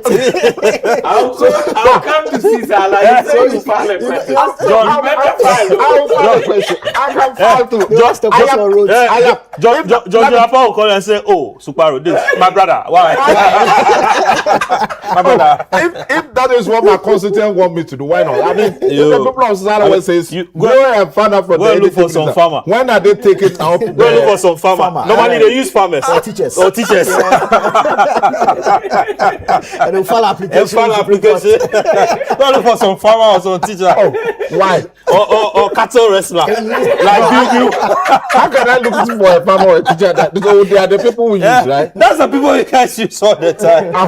To file constitutional issues. You're going to seek interpretation. Interpretation. And you go and check the applicant is a teacher. People are not being fair to teachers this morning. We are not looking down No, on we are not teachers. looking down It's on the fact that Why are you saying that? Why are you saying that they're always using teachers and farmers? But That's what you do. Who? Should we mention Do you have that? any evidence? This guy. the interpretation on the third term. on the third term. As It's a not by teacher. Who teacher. is behind that? It's a teacher. And so you said that you people always use. And I'm saying that who is behind that teacher? But why we don't know what's happening? So that teacher, so are you therefore telling me a teacher cannot go to court for any interpretation? We haven't said so. You don't know where the teacher is. The teacher Pandai. And So then is Pandai not part of do you Ghana? know where his lawyer is? Kumasi. No, the Pandai is Pandai not part of Very Ghana. well, very well. Let's take It's a part of break Ghana. here. Let's take a break. that what you are telling When we teachers? come back, we'll move into the matter of the Volta Aluminium Company, Valco. Stay with us. We'll be right back.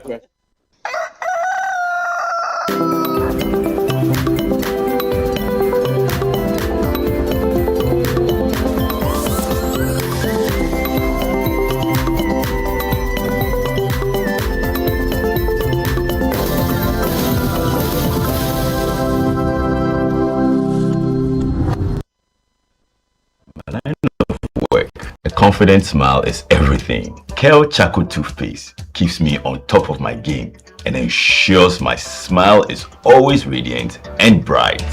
With the tiring nature of my job, we spend several hours under the scorching sun. To keep our teeth white and our breath fresh all the time, we use none other than Kel Charcoal Toothpaste. Kel Charcoal Toothpaste.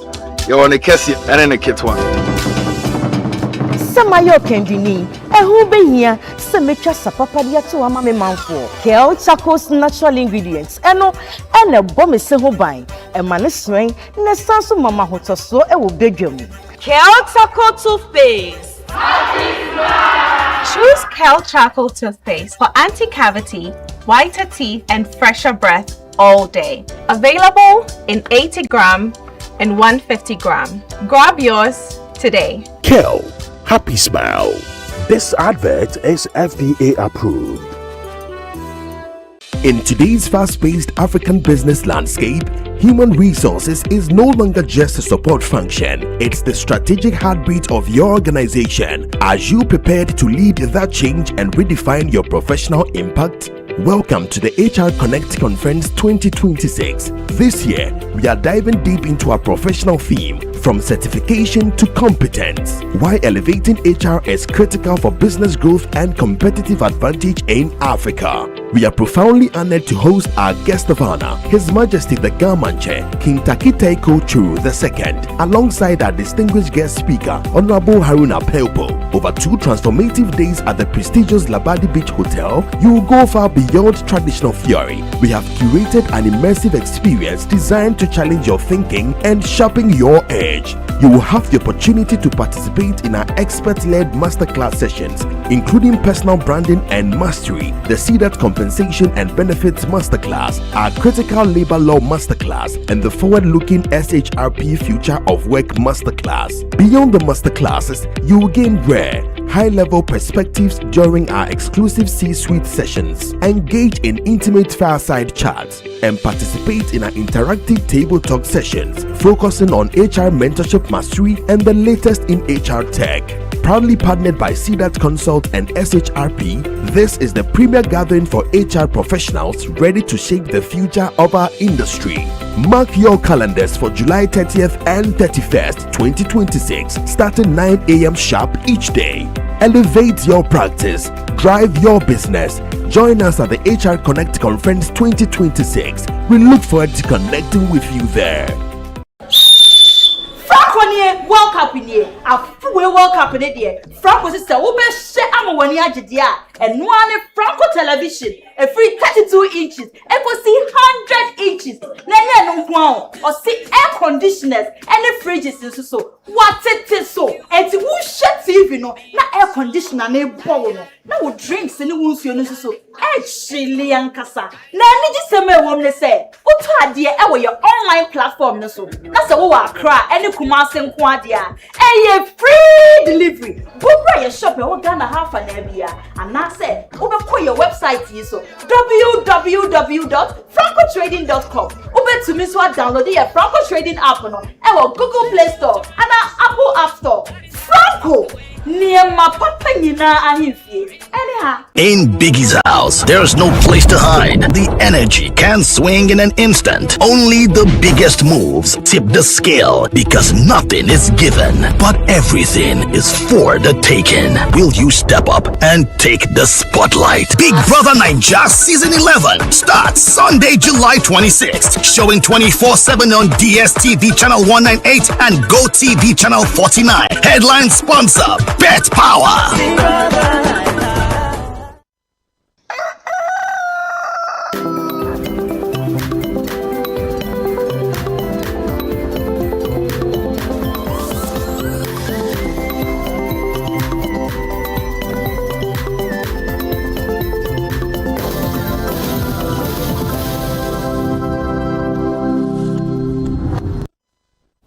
Grateful that you stayed on with us. This is Channel One Television. You're watching Breakfast Daily, and we are having the news review segment. We'd like to hear from you. Send us your thoughts, your comments, and contributions. Yesterday, there was a demonstration in Tema. Workers of the Volta Aluminium Company, VALCO, and they were led by the Industrial and Commercial Workers Union, that's the ICU, to protest what they describe as, if you like, attempts to privatize the state-owned aluminium smelter. Now, they raise concerns about the introduction of a strategic equity investor, which they believe amounts to privatization. However, by close of day, fingers were pointed at certain individuals. The GEADEC issued some statements denying same and all that. Larry, I don't know if you know the state of VALCO now and whether really it requires a strategic investor. The workers who demonstrated mentioned an investment somewhere around $60 million. But the senior staff union who issued a statement later during the day say that the current state of the company, it requires somewhere around $700 million. So 2 statements in a day. 3 actually. Oh, okay. If we can extend it to 4, because we had Mr. Ibrahim Mohammed's aide also issue a statement. Oh, okay. Yeah, okay. So 4 statements. Okay. I've been following, the VALCO within the space, but yesterday's particular, over the weekend I've been busy with the funerals and so on. So my attention hasn't been on them yet, that much. However, what I got was that there was a demonstration that was led by the ICU people, and they were talking about how a strategic investor is being sought out after to come and help operate VALCO, as it were, and that they felt that this is a strategic privatization facility, and then privatizing it will mean the loss of employment by the workers, and also that they felt that VALCO for some time now has made some significant progress. Exactly. And so the way to go is not the strategic investor. Months ago, or sometime last year, we had a statement from the Chumesi, what's his name? Giadek. The Randolph. Randolph Chumesi Ankra. Exactly. Talking about how indeed discussions were ongoing towards bringing in the strategic investor, and that for them or as management, they felt that introducing that would, improve the status of the facility more and more, and then to become a good owner. See, the world over, things are changing. People are no longer holding on to the, that is it.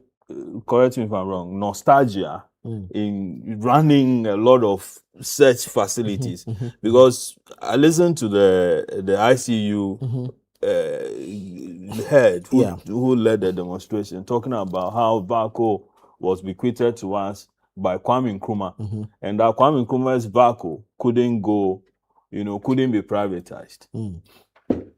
Good, However, Kwame Nkrumah is not the one running the that facility now. Yeah, you get it. Kwame Nkrumah is dead and gone. Kwame Nkrumah's grandchildren will have to eat. Okay. Or the followers of Kwame Nkrumah will have to eat. Now, if the state is not, people take it as one of those state institutions or facilities that can just be managed anyhow. We go on retirement and then off we go, and then, the facility is there. And it's not making any progress. And a bit of, introducing, a certain model that brings in private sector, that improves the status, that the workers get paid more, and other, employment is generated, and then the value chain is widening. For me, I am for that. Yeah. Now, what management would have to do is to sit down with the stakeholders. There are key stakeholders in this whole equation. Now, guys, let's sit down. This is what we have, or this is what we think as management. Yeah. We are putting it before you, and then you give them examples of what had been done elsewhere. That these people, this is what it was. Yeah. And then they went this model, and out of that model, this is where they are now. Okay, show them by example. Show them some examples, and I believe that they will be reasonable enough to want to go along with you. But if you went and sat in your closet and discussed this thing, and every now and then people who don't understand anything would have to say that, okay, we are demanding answers, and by demanding answers, it's through protest. Whoever that strategic investor you are, trying to get in, wouldn't want to fall in, into that, into that kind of confusion. Okay. Having said that, this is a facility that has been, we got from the Americans through the arrangement with the American Kaiser to get, for the Akosombo Dam construction, and then we gave them, that listen, out of the power that we are going to get, this you can get this facility out of it. Over the years, they offloaded it to us. Now, Ghana has bauxite deposits. Awaso, Nyinehini, Chebi, and then, some others within the Kwewu areas there. I mean, are we just, we just have VACO waiting there, that smelter waiting there. What can we do with this, bauxite concessions and so on? Because we know that when it's just bauxite, the price is different. Exactly. When you move it from there to alumina, the price is different. When you go further to aluminium, you make more money. Exactly. Yeah. So, I mean, there's money waiting for us to grab. Yeah. But we are caught up in Kwame Nkrumah gave it to us. Yeah. And so, I mean, let's be there and be waiting for Kwame Nkrumah. I mean, it's not as simple as that. Yeah. We need to, grow as a people. Yeah. We can't just be, as for the bit about whether or not Ibrahim Mahama is interested in that and so on, I wonder, because, he's doing gold. Yeah. He tried bauxite, but then the MPP, guys. Extend Cubic. Yeah, Extend Cubic, Yeah. and got it, off him. EPA played a lot of. Were you were in office then? So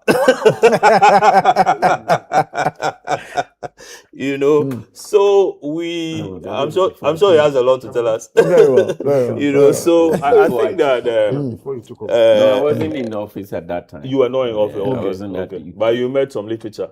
Yes. Existing literature. Existing literature.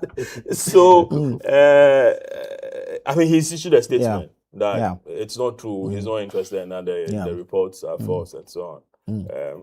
I mean, I don't have any reason to doubt him. If he's interested, he'll tell you he's interested. If he's not, he's not interested. So let's move beyond Kwame Nkrumah's ghost. Yeah.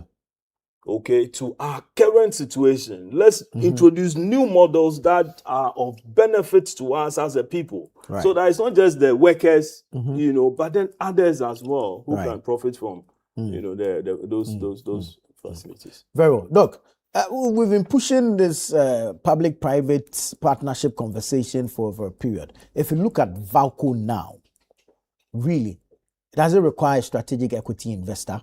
Or are we able to reinvest and get VALCO to work? Because we know most of their plants are obsolete now. They are not actually even at a quarter of their capacity as it stands now.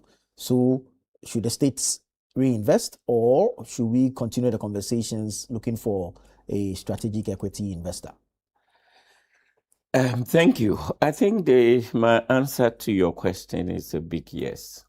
I mean, the fact that VALCO needs a strategic investor is not new. And as a matter of fact, as far back in 2022, under the NPP administration, the question of a search for a strategic investor to bring VALCO back to life came up. So it's nothing new about it. And VALCO was designed to produce 200,000 metric tons per annum. The last time I read about it, its production capacity is around 30, 35, 40 tons. So an equipment, a system that is supposed to produce 200,000 is down to somewhere around 40,000 tons.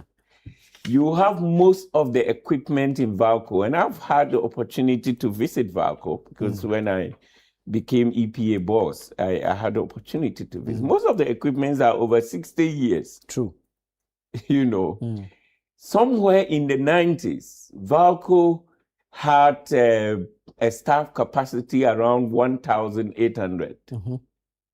When I visited VALCO, I think the staff capacity was around 60.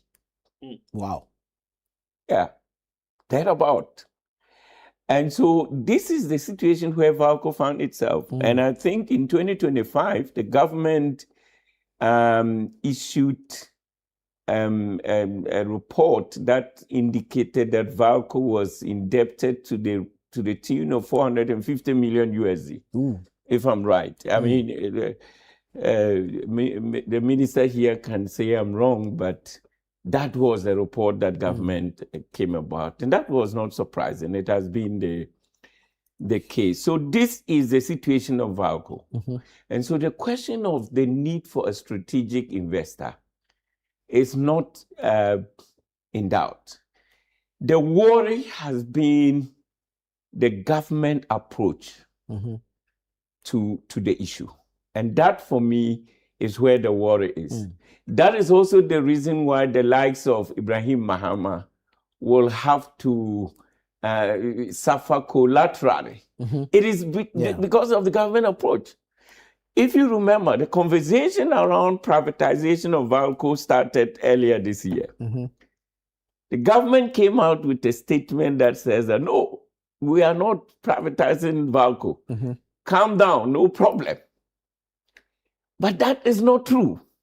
Yesterday, the ICU statement made us to understand that they are looking for they are in negotiation with a strategic investor. They actually mention the name. Yeah. I think Arch Holdings. Also.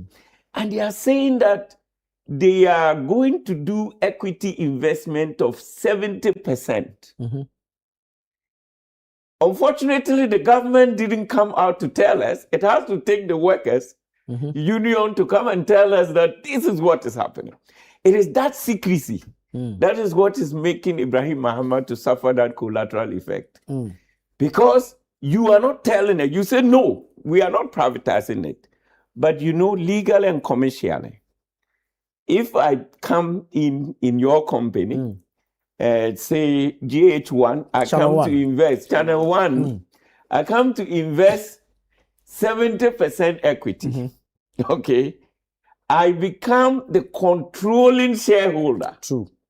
Okay. So the company will be in my, control. Now, the questions that needs to be answered and the workers' union are asking. But before we get to the questions, I'm struggling to find a link to Ibrahim Mahama here. Yeah, so what I'm saying is that I don't see the link. But what the point I'm saying is that the secrecy. Until the workers' union came out, we didn't know who was the investor. We didn't know how much equity investment. It was investing. Even as we speak now, the workers have only given us a tip of the iceberg. Yes. We don't even know which component, what aspect of Valco will form that 70% equity. We don't know. Yeah. So what I'm saying is that the lack of transparency and the secrecy around that dealing is what has made Ibrahim Mahama sitting in somewhere to suffer the collateral effect of somebody saying that he is the one taking over. So we need the government to come out clear. And the workers are asking legitimate questions. So if someone comes to take over 70% equity share, what does it mean for them as workers? What does it mean for their collective agreement that is in existence? What does it mean for their pensions? What does it mean for the Ghanaian taxpayer? So those are legitimate questions that the workers' union are asking. I wouldn't say that, we don't need a strategic investor, because we do, to be able to bring Valco back to what it was designed to do. Right. And the capacity that it needed to operate, to provide employment for the Ghanaian people. We need that. But we need transparency. We need to know the valuation that has led to that conversation anyway. Yeah. We need to know, for example, even that 70% and the 600 million that has been mentioned, that the investor is bringing. Is the investor paying that to government in order to own the 70% share, or the investor is proposing to invest that money amount into of the company. money into the company? These are details that we need. And the government ought to come clear if the government is going to get the generality of Ghanaians to support whatever it wants to do. Because we all want to see a functioning Valco.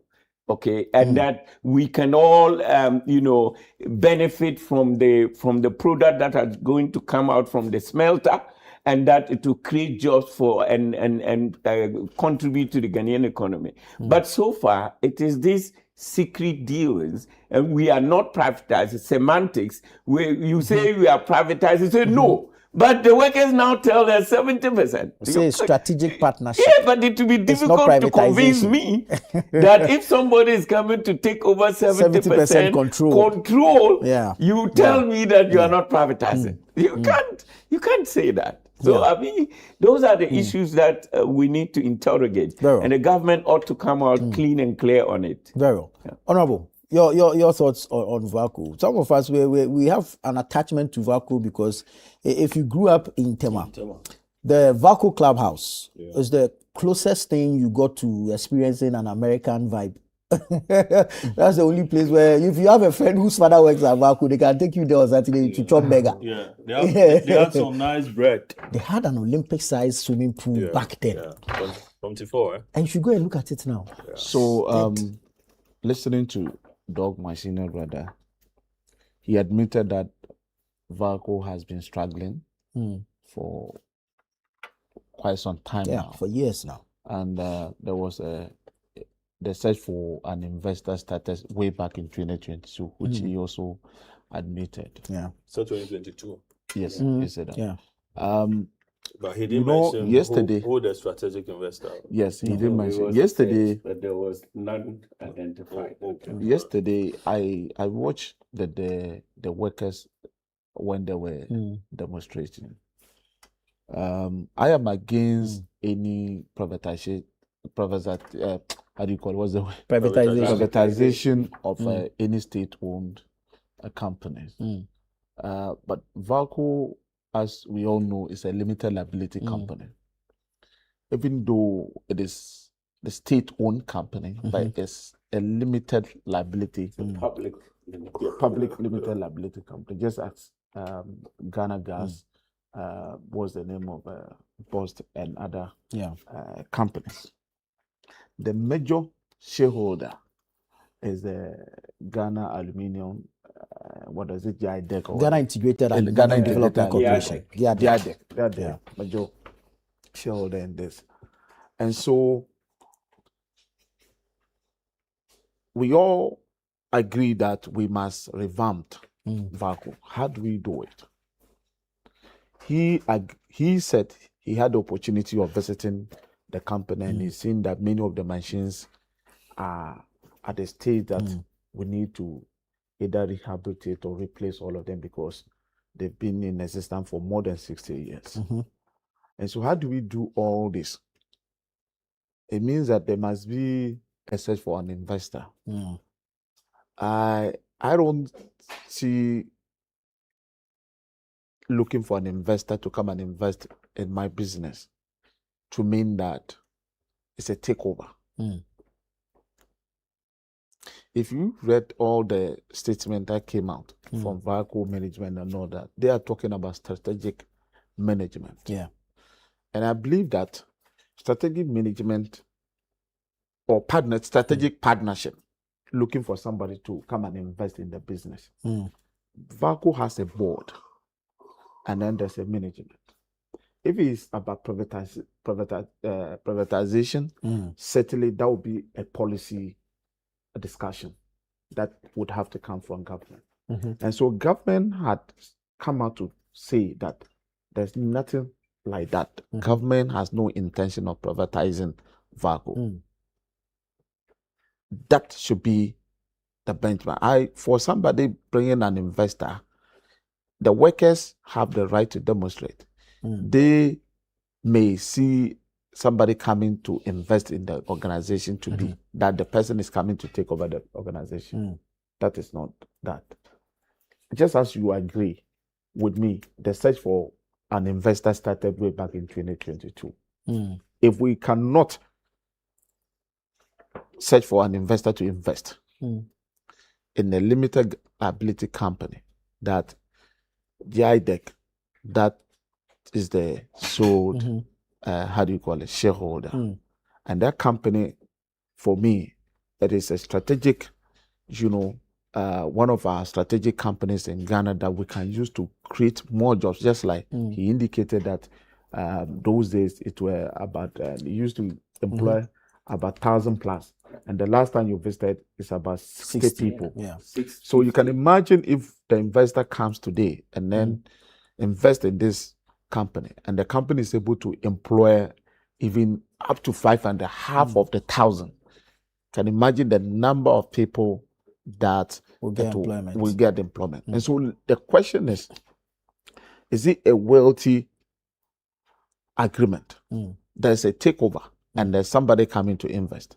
What kind of, they should make the agreement. If they should talk about, they should let, if they, as part of their call, if they were calling on the management to make it public so that all of us Ghanaians can have the agreement and scrutinize it, then we can appreciate it. And for you to just come out to say that somebody, in fact, they even accuse an innocent person who is sitting somewhere minding his business, that Ibrahim Mahama, they didn't miss words. He's the one taking over.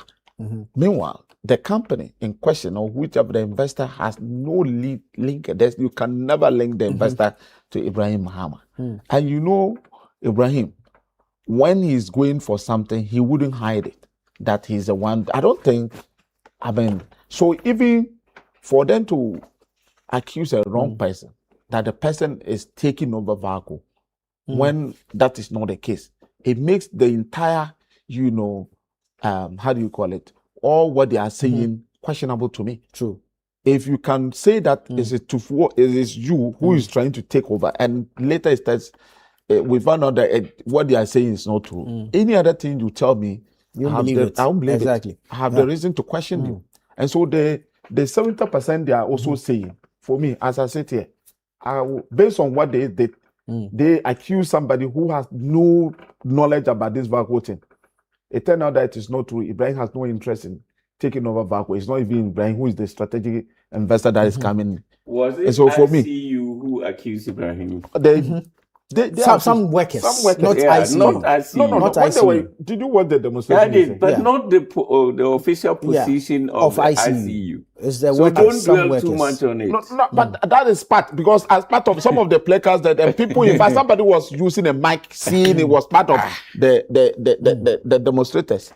Somebody was using a mic. ICU submitted a petition. Yeah. Well, you and I have petition. Have you seen the petition? I've read it. In that petition, they haven't stated that Ibrahim Mahama is taking over. I'm saying yes. So let's deal with what is documented. Well, that not is somebody holding a placard by the sideline. No, Prof. When you were speaking, I kept quiet. I am saying that they accuse a wrong person. That's my argument. Who are they? The VACO workers who came out to demonstrate, who said that government is privatizing VACO. Meanwhile, it turns out they said even Ibrahim Mahama is taking over VACO. It turns out that it is not true. And so for me, any other thing you say, until I hear from the side of the management, when I'm calling on them to make the agreement public, so that we can look at both sides to see if indeed it's an investor that is coming in or it's a takeover. But I'm saying, if it is a privatization, I don't think it is the management or JADEC that will sit and take a decision of privatizing a state-owned company. That would have been a policy decision from government. Government would have communicated that to the people of this country. I don't think government can just get up and privatize a state-owned company without telling the people of Ghana. No. The problem is that government position is that they are not privatizing. So let's take to government position. Right. That is the government has communicated. But GIADEC is telling us that there are conversations on a strategic investor coming in. Strategic equity so investing. So investing, open up. I can be an investor to City. How do you call it? Channel One. It doesn't make me the owner. No, there are several ways of investing. I understand. It depends on how much equity you are holding. And I'm saying that the 70% they quoted. I am tempted to not to believe them. To believe them, because as part of all the things they said, including accusing someone who has nothing to do with this. The supposed investor that is coming. It turns out that Ibrahim Mahama has nothing to do with it. So for me, so maybe until I hear from the management, I will say that the 70% to me, that is not true. Very well. We'll have to leave it here. We've run out of time, unfortunately. But we'll continue the conversations out there. You can also continue the conversations and send us your thoughts, your comments, and contributions. But I would like to say thank you to Dr. John Kingsley Krugu, a former CEO of the Environmental Protection Authority, Mohammed Suparu Adams. He is the Member of Parliament for Sisala West, Deputy Minister for Communication, Digital Technology and Innovation, and the Managing Editor of the Herald newspaper here, Larry Dogbe. I am Nana Tufo Boating. Unfortunately, I don't have any portfolio, but it's okay. Stay with us here on Channel One Television. The show continues after this.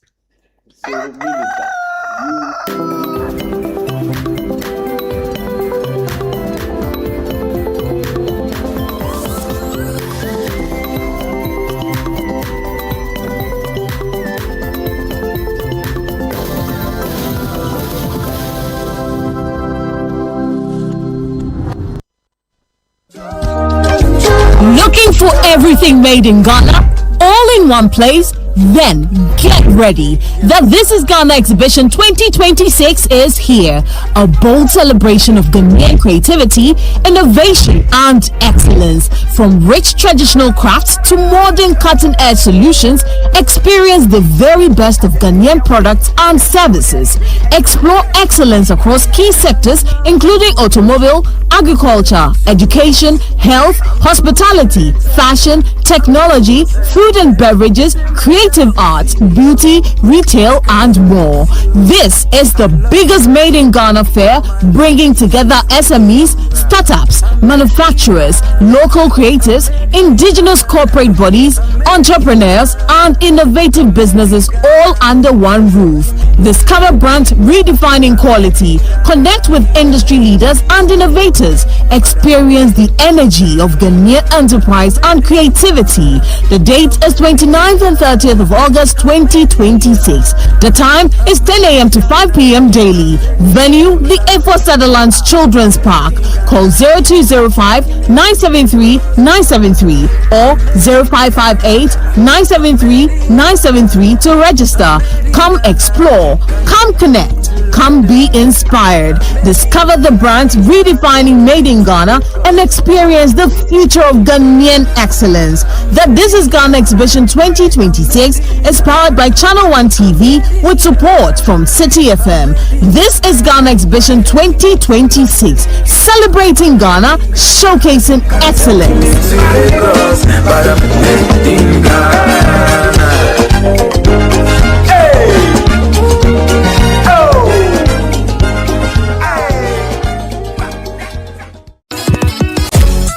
What if your ideas could shape the future of education in Ghana?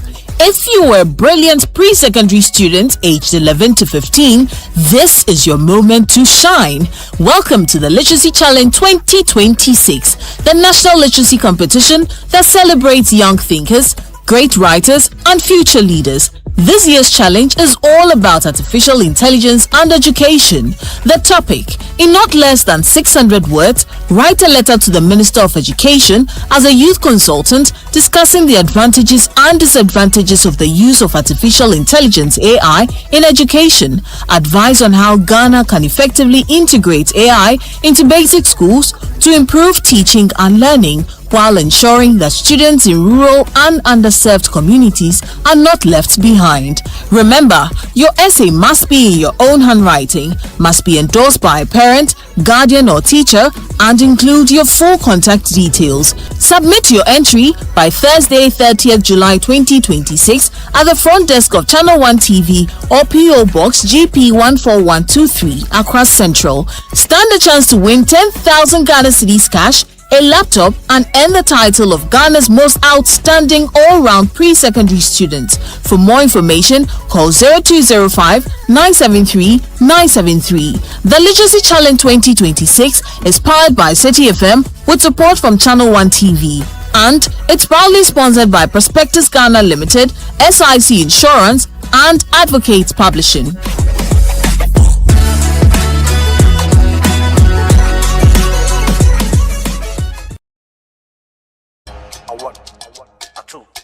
Were you at the 2026 edition of the Back to Your Village Food Festival?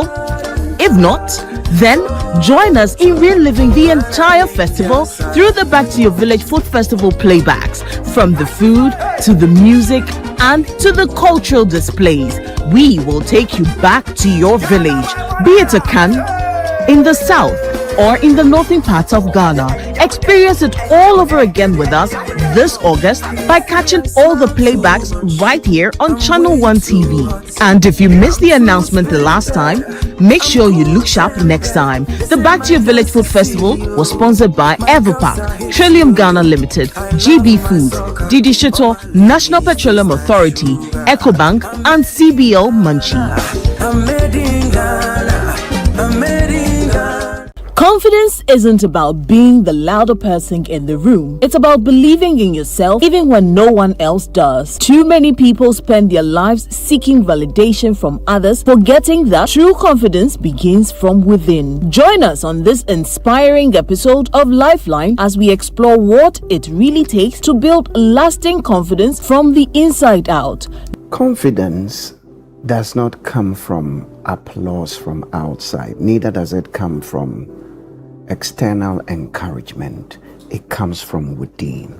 This is Lifeline. Today, psychology is meeting theology to help you deal with your self-doubts and build confidence from within. When you believe in what you have, your competencies, your capacity, your ability, and your value, that is confidence.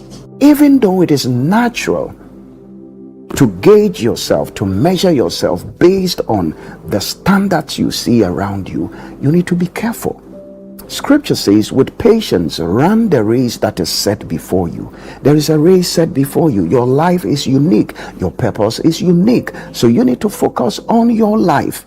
Lifeline is every Tuesday and Thursday at 10 p.m. only on Channel One TV.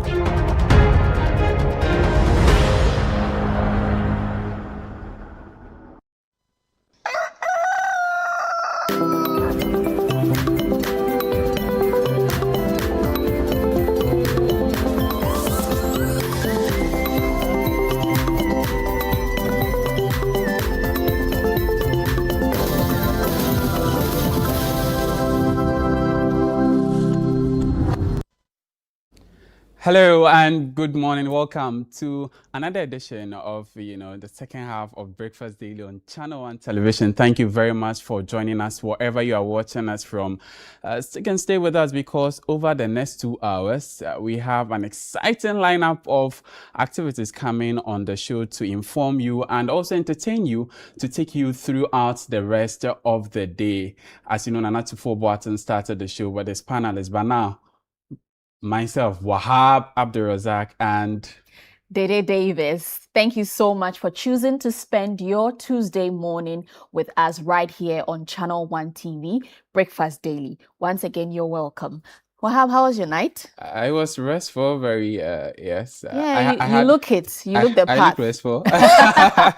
Yeah. You look the part. How about you? It was okay. It was good. You are looking dashing in the blue. Thank you. Great. Thank you. All right.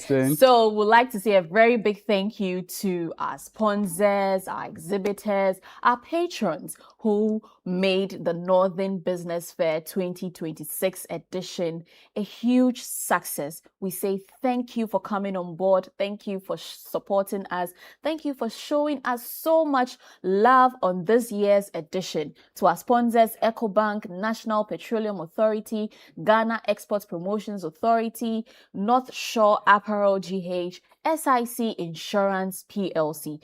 Thank you so much for choosing to do this journey with us. And from us here at City 97.3 FM and Channel One TV, we say thank you and we are most grateful for your constant support. See you next year. Yeah, they say success is measured by the number of people it brings together, and that's exactly what the Northern Business Fair did at the Tamale Jubilee Park. It was massive. Thank you very much to everyone. Yes, let's get into some reminders. What do you have today? Okay, so from one fair to the other, we have the This is Ghana exhibition 2026. And my goodness, if you're a business, an SME, you have an innovation you want the world to know about, then you should be part of the This is Ghana exhibition 2026 happening on the 29th to the 30th of August 2026 at the Afua Sutherland Children's Park from 10 a.m. to 5 p.m. each day. And so if you want to be part of this year's exhibition, please call 0205-973-973, 0205-973-973. Alternatively, you can also call 0558-973-973, 0558-973-973, and you would get to be part of this year's exhibition, get the opportunity to showcase your business, your innovation to the rest of the world. It's that platform. It's a global platform and the biggest exhibition in Ghana. And so do well, pick up the numbers, be part of this year's fair. There are so many exciting stuff. Whether you're in the clothing industry, you're in the automobile industry, you're in the cosmetic industry, you can be part of the This is Ghana exhibition 2026. We'd like to say a very big thank you to our sponsors, EcoBank. Thank you for coming on board again. And MTN, we are most grateful for your support on this year's exhibition.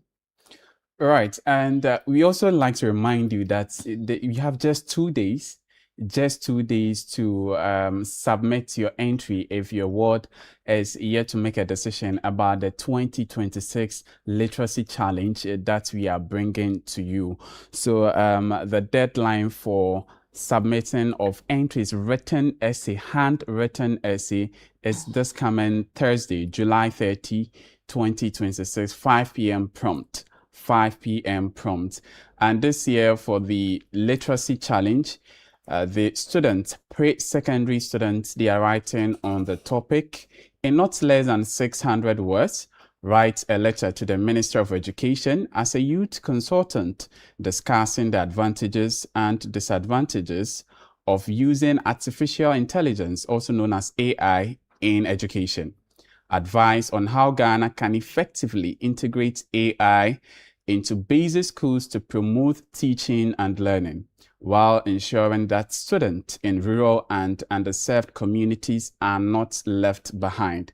And so that is the topic that we want our pre-secondary student between the ages of 11 and 15 to write. So the competition is going to be very exciting. And I know as a parent, as a teacher, as a guardian, you do not want your ward to miss out on that opportunity to showcase what they also know to the rest of the world. And that's the format we want the essay in. The essay is the first part of the entire competition.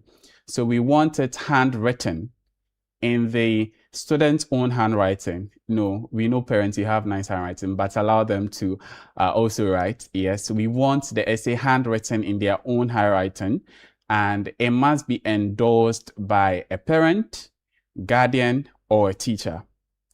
The handwritten essay must be endorsed by a parent, a guardian, or a teacher. And most importantly, you must add full contact details.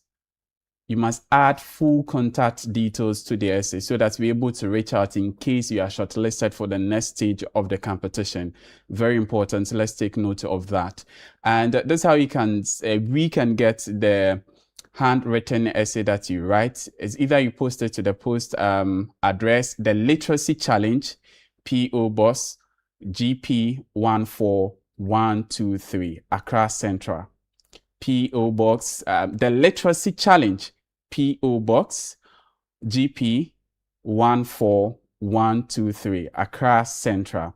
So that is how you can post. So you have no excuse wherever you are in the country, whether in Bolga, Sablogu, Manchester, anywhere you are in the 16 regions of the country, you stand a chance to be part of this competition. Alternatively, you can submit it in person to our premises here in Accra, Tesano, and we will receive that. But for more details, you can call us on 0205 973 973, 0205 973 973. And the cash, if you win, if you're able to go through everything and come out being victorious, you're going to take home 10,000 Ghana cedis cash prize and a brand new laptop, and of course the bragging right of being the Literacy Challenge winner for 2026. The deadline for submission of entries again is this Thursday, 30th July 2026, 5 p.m. prompt. 5 p.m. prompt. So we'd like to say a big thank you to our sponsors, Advocate Publishing Limited, SIC Insurance PLC, and also Prospectus Ghana Limited. Thank you very much to them for supporting us to come up again with the Literacy Challenge. And the Literacy Challenge is brought to you by City 97.3 FM and supported by Channel One Television. Dede. All right, and now from the 13th to the 14th of August 2026, we are inviting you to the Auto Sale and Expo at the Zondatech showroom here in Accra, Jowlu, precisely from 9 a.m. to 3 p.m. daily. And so come and experience the new range of automobile brands from the Zondatech Ghana company. And so if you want to be part of this auto sale and expo being brought to you by Zondatech Ghana in collaboration with Channel One TV, you can call 0205 973 973 or 050 1772 222 0501 772 222, and all your questions, your enquiries will be attended to. Remember, it's on the 13th and 14th of August 2026 at the Zondatech showroom in Jowlu from 9 a.m. to 3 p.m. daily. Now, every family has a secret, and it's that secret that gets exposed along the way. When you steal that meat from the soup or the stew, someone in the family will go and choke you and tell mommy or daddy that, hey, Kobe has stolen some big meat from the soup or stew. And so that's what we're bringing to you on our family drama series, The Blank Sins. And it's a Channel One TV production directed by Victoria Dogbe. It's one that is relatable. It explores the nitty-gritties of our Ghanaian families. Anything that happens in the Ghanaian family, you would find it in the Blank Sins drama series. And so catch it every Thursday at 7:30 p.m. on Channel One TV. If you miss the main airing, don't worry. On Fridays at 11:30, you can catch the repeat. Saturday, 7 p.m. Sunday, 4:30 p.m. Tuesdays, 3 p.m. and Wednesdays, 5:30 p.m. You can catch the repeat on these days if you miss it on Thursday. Thank you so much to Nasco Electronics, Lizishator, Out Insecticide Spray, Everpack, and Lily Rice. Thank you so much for supporting this beautiful family drama series, The Blank Sins. All right, interesting. Let's go for a quick, break. When you come back, and then we delve into. You mean the weather forecast? Anyway. Of course. Let's check the weather forecast. Yeah, it's very important. Yeah.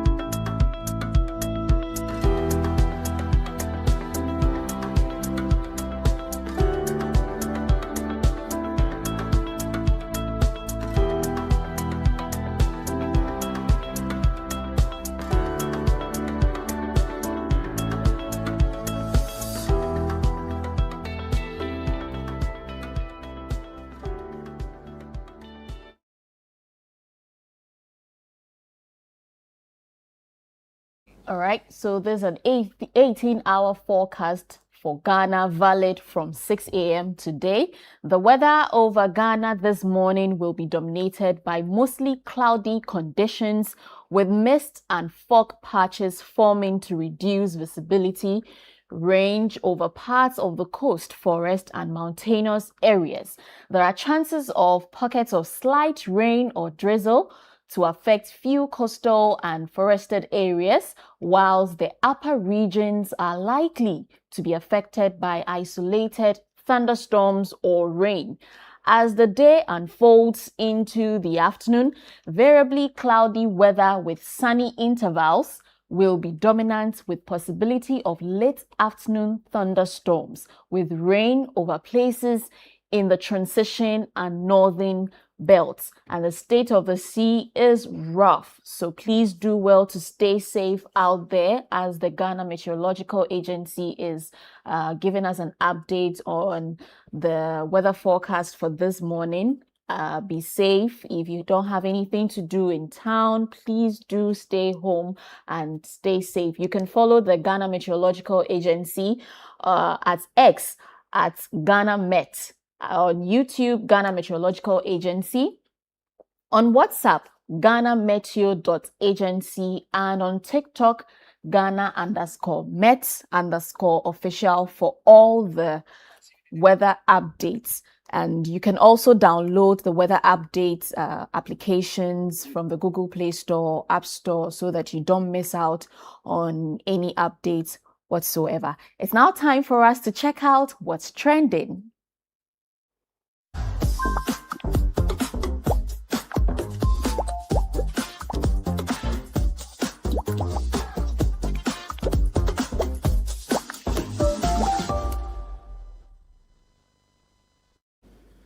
All right, welcome back. So a lot is happening on the internet. A lot is buzzing, from Facebook to Instagram to TikTok, X, everywhere. A lot is happening. But let's start with this one from the Speaker of Parliament, Right Honorable Alban Kingsford Sumana Kingsford Bagbin. Yes, he has been talking about how parents, send their awards abroad at a very young age for education. Let's get into that one. So he was speaking during National Integrity Awards launch, where he said he urged families to keep children in Ghana. So he's basically saying that they should allow them to at least go through basic and secondary school, arguing that early departure serves the family ties. It cuts the family tie. So at a very young age, say even nursery, they send their awards overseas for education. He's saying that in a way will cut the family tie between the child and the family.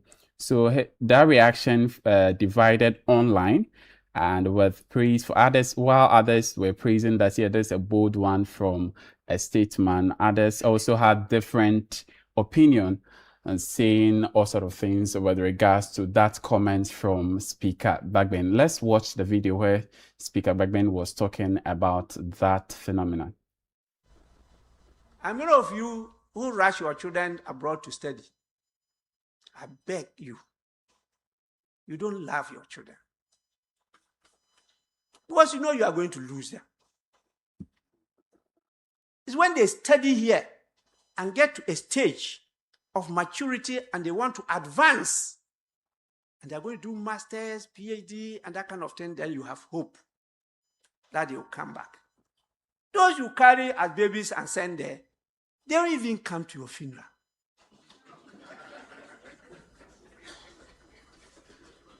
It's true. They don't know you. They don't have any attachment. They don't like your country. There's no patriotism there. They don't know what is a family. Because over there, there's nothing like that. If there's something smelling in the house, they call the law enforcement that, hey, there's some scent coming from this flat. They go there, and the carriers will pick the body, and that's the end. Speaker of Parliament, Right Honorable Alban Kingsford Bagbin, raising serious concerns about how families, parents send their young children to abroad for education and other reasons, and that's sparked some debates and yes, and comments on social media. Dede, let me ask you, if you have the chance to send your, the question really is, would you ever maybe consider sending your young child, say 2 years, 3 years? If I'm going with him. No, you are not going with him. If I'm going with him, then yes, I would go with him, because then you're able to monitor the child's activities. You're able to, some people argue that with this statement that he's made, he's right to some extent, because of course they would lose their language, they would forget their culture and all of that. But I don't think the issue here is necessarily with that. I think the issue here is with parents intentionally teaching their children the language, teaching them where their roots are, for them to trace their roots back home. If you as a parent, you're doing this, I don't think if the child goes abroad for education or whatever purpose it is, they would forget where they come from, or they will, because we've seen children who go abroad. We see parents who teach them the local languages. We see parents who teach them our Ghanaian values as well. Do you get it? So the issue really is not with where, but how intentional our parents are. Our parents are towards teaching them certain Ghanaian values and helping them trace back their roots to their home. That's where I think you're right, because our primary socialization is very important. Yes, of course, you go to school, you may pick up new practice and all that, but if really the background where you're coming from, that is fundamental. So if that one is weak, some years ago we heard when the when the primary socialization is weak, any other one collapses. It's just like that, unquoted, right? So that's basically the issue. And what he said, that's where I agree with him 100%. It will cut the family ties, because imagine your 2-year-old child, you just send the person abroad for education, boarding school, under whose custody? You don't even really, of course, the system is very structured, discipline, blah, blah, blah. But you're not even aware who is going to teach your child what.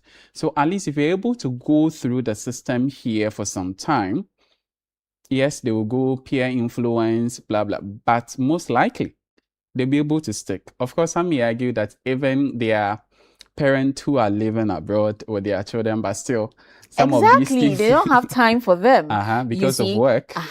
So it's all about intentionality on the part of our parents in teaching them certain values as Ghanaians, so that when they grow up, they will not depart from it and all of that. That is where I think we should pay attention to, because whatever you do, an adult, a child between the ages of 15 to 18 can travel outside and would still not forget where he came from. You get it?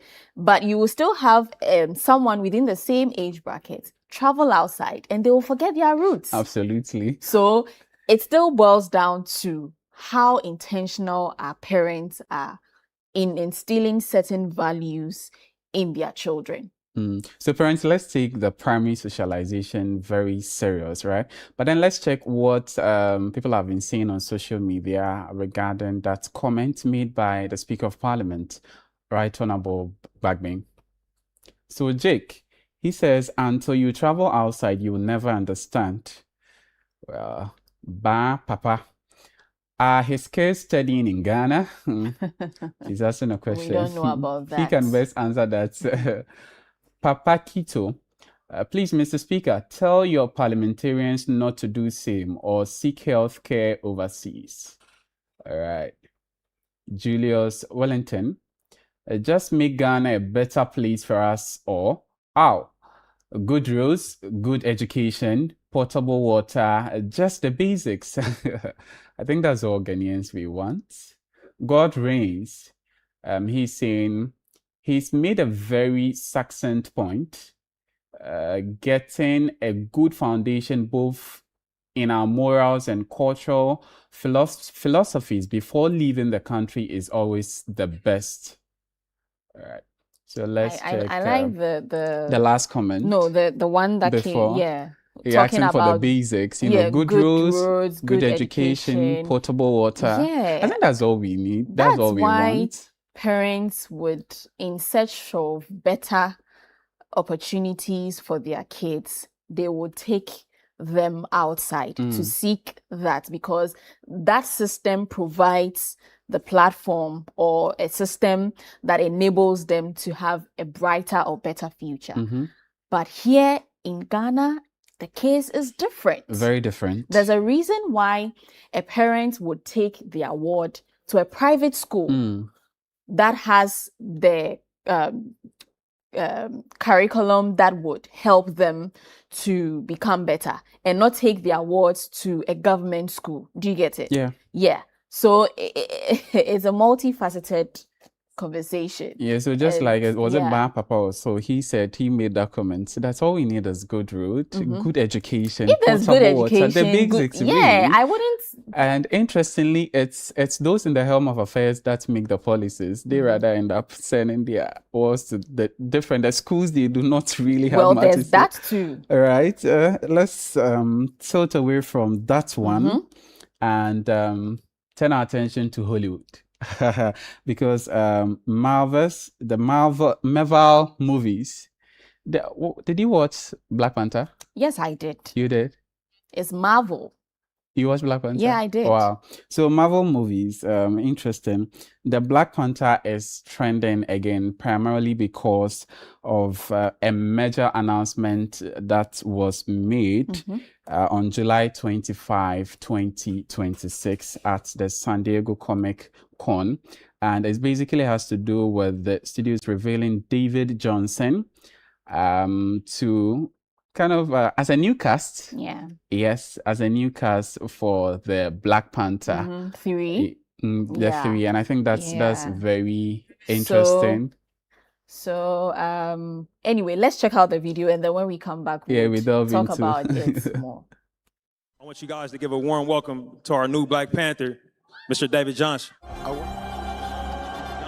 I want to say thank you so much. Thank you, Ryan. Thank you, Kevin. Thank you to this amazing family that I have the honor and the privilege and the blessing to join. Just this way, if you could. Just guys, this way. And then just back straight ahead. And yeah, that's it. Straight ahead. Could I just? It's early days. We hard at work. But our film has a date. It's coming out December 18th, 2028.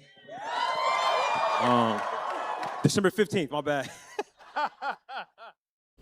All right, so that was it for you. The video announcing Johnson as the new David as the new cast for the Black Panther. That's interesting. I think it's a good one to continue the legacy. Yeah, not his legacy starting casting the whole thing all together. And you know, in the previous movie Black Panther, the Nakia, who was a lover of King T'Challa, had a son, and they wanted to keep that son a secret. So in the previous one, the child was very young, very, very young. And so if in the Black Panther 3, they've decided to, so fast forward, the son has grown into a nice gentleman ready to take over his father's throne and continue his legacy, then why not? So I think it's a good one, not to introduce a whole different angle to the story, but continue the story as it should. Yeah. And that makes the story very fluid and will let people still stick to it, because starting it all entirely again, people might lose focus and even interest in watching the movie. That's a good one there. Let's check out some comments on that development in Nollywood. Okay, so CFC Ellie said, why not Damson Idris though? And Kweku Yeboah says, why not this guy too? So that's a reply to him. All right. Stan Arsenal says, they gave the Black Panther role to David Johnson. Oh, cinema is officially back. Coogler never misses. He never does, actually. Lucky says, great casting from Marvel. They can pass as a father and son. Omobalo says, let's hope he feels the big-sized shoe. Hello. Saint Vincent, he looks good for the role though. Well, I think he will do well. I don't know. Do you love movies a lot? Oh yeah, I do. Okay, so have you watched The Long Walk? Yes, I did. I think I watched. So he featured. He featured in played The Long a major Walk. role in that movie. He featured in. Yes. And that's not his first movie. He's acted in quite a number of movies, and I think he's a good actor. So I think he would do well with this role. He understands what the role comes with. He understands the shoes he's feeling and all of that. And of course, I mean, the directors, the crew, everyone would guide him as to the best way to go. So I think David will do well. We wish him the very best in Black Panther 3, set to release on December 15, 2028. Keeping our fingers crossed for Wakanda forever. All right, what's the final one, Wahab? That's rather a sad one. Yeah, very sad one, because Abdul Samad Sulemana, who trended in Ghana some time ago because of his height. Yes, he broke into the internet. He is about he's 7 feet tall, over 7 feet tall. 7.4. 7.4, yes, over 7 feet 4. Interesting. And we woke up to news yesterday of his sudden demise, and that's a big one. We may he so rest in peace, or we can say it's very unfortunate. I understand Ibrahim Mahama was supporting him with his medical bills at some point, but unfortunately, in fact, I think there was even arrangements for a surgery also. Very, very unfortunate. He succumbed to death, and may his soul rest in peace. 32 years. Yeah, but you know, his condition is something that can lead to death because it puts pressure on your heart, your lungs, and other vital parts of your body. So he's not the first person who has actually passed due to gigantism. The Britain's tallest man, Neil Figleton, was also had the same condition. He passed at 36. Matthew McGurry also passed at 32. Robert Wadlow, tallest man ever, 8 foot, also died at 22. So it's something that's, you know, unfortunately, you won't, if you're able to live past a certain age, fine. But if not, if it's discovered early, there's something that can be done to help. But if not, you would unfortunately pass. So may his soul rest in peace, and our condolences to his family and loved ones. Very, very sad. Yeah, very, very sad. Yeah, but that's it for trends. We're going for a quick commercial break. When we come back, the show continues.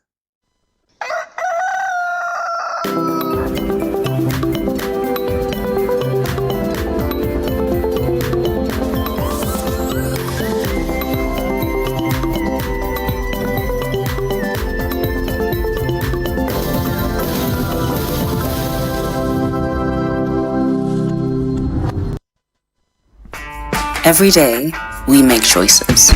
Some big, some small. How would you be doing today? I want this, or... Every day, we make choices. And sometimes, choices that shape our hearts.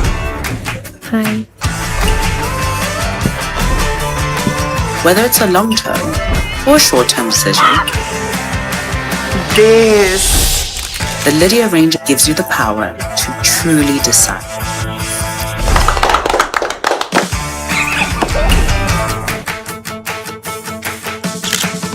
With Lydia, you truly decide. Do you want a healthy smile? I think most people need to know about oral cancer and oral cancer screenings? So oral cancers are deadly. They come late, which means by the time we're catching them, they're in grade 4 and we lose them. Best way to solve this is to catch them early, so we need to screen them more often. What do you guys do as hygienists? So usually on the first visit, when our patients come in, we do a visual exam. So we'll palpate your neck, we'll check your lips, your tongue. We'll use a special light called an oral ID to detect abnormal tissues. We're looking for things like red patches, white patches that don't heal. Normal, but by the time we realize it's too late. So once the oral ID picks it up, we may have to biopsy and make sure you are clear. And if it comes out good, fine, we're happy. If it doesn't, we start treatment very early. Important that people are coming in at least every 6 months to get those things checked, especially since there are no symptoms. You may not know something's going on in your mouth until you come in for your dental visit.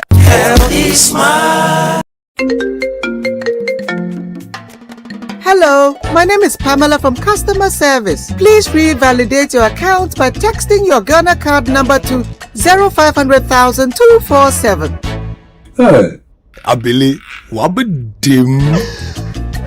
Madam, give me the numbers behind your ATM card. I'm calling from the head office. An email was delivered across to our customers this morning. Confirm if this is your bank account. 100,100,100. Thanks for sending your bank card details. Send the OTP now to avoid cancellation. EcoBank will never call, email, send an SMS asking for your PIN, OTP, bank card, or Ghana card details. Don't get played. EcoBank, the Pan-African Bank. Hello, please, I'm calling from Customer Experience Center.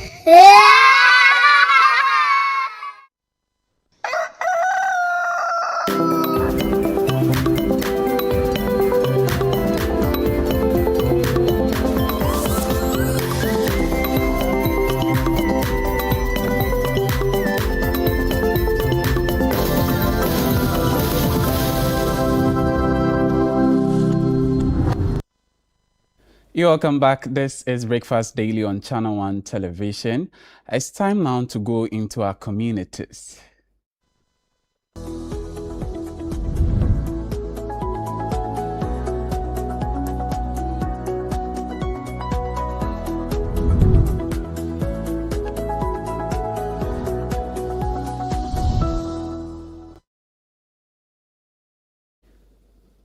All right, now today on community focus segment, we are heading to the Gomoa East District, specifically Gomoa Fetes Senior High School, because despite the school recording a steady academic progress, they are still grappling with inadequate infrastructure and some facilities as well.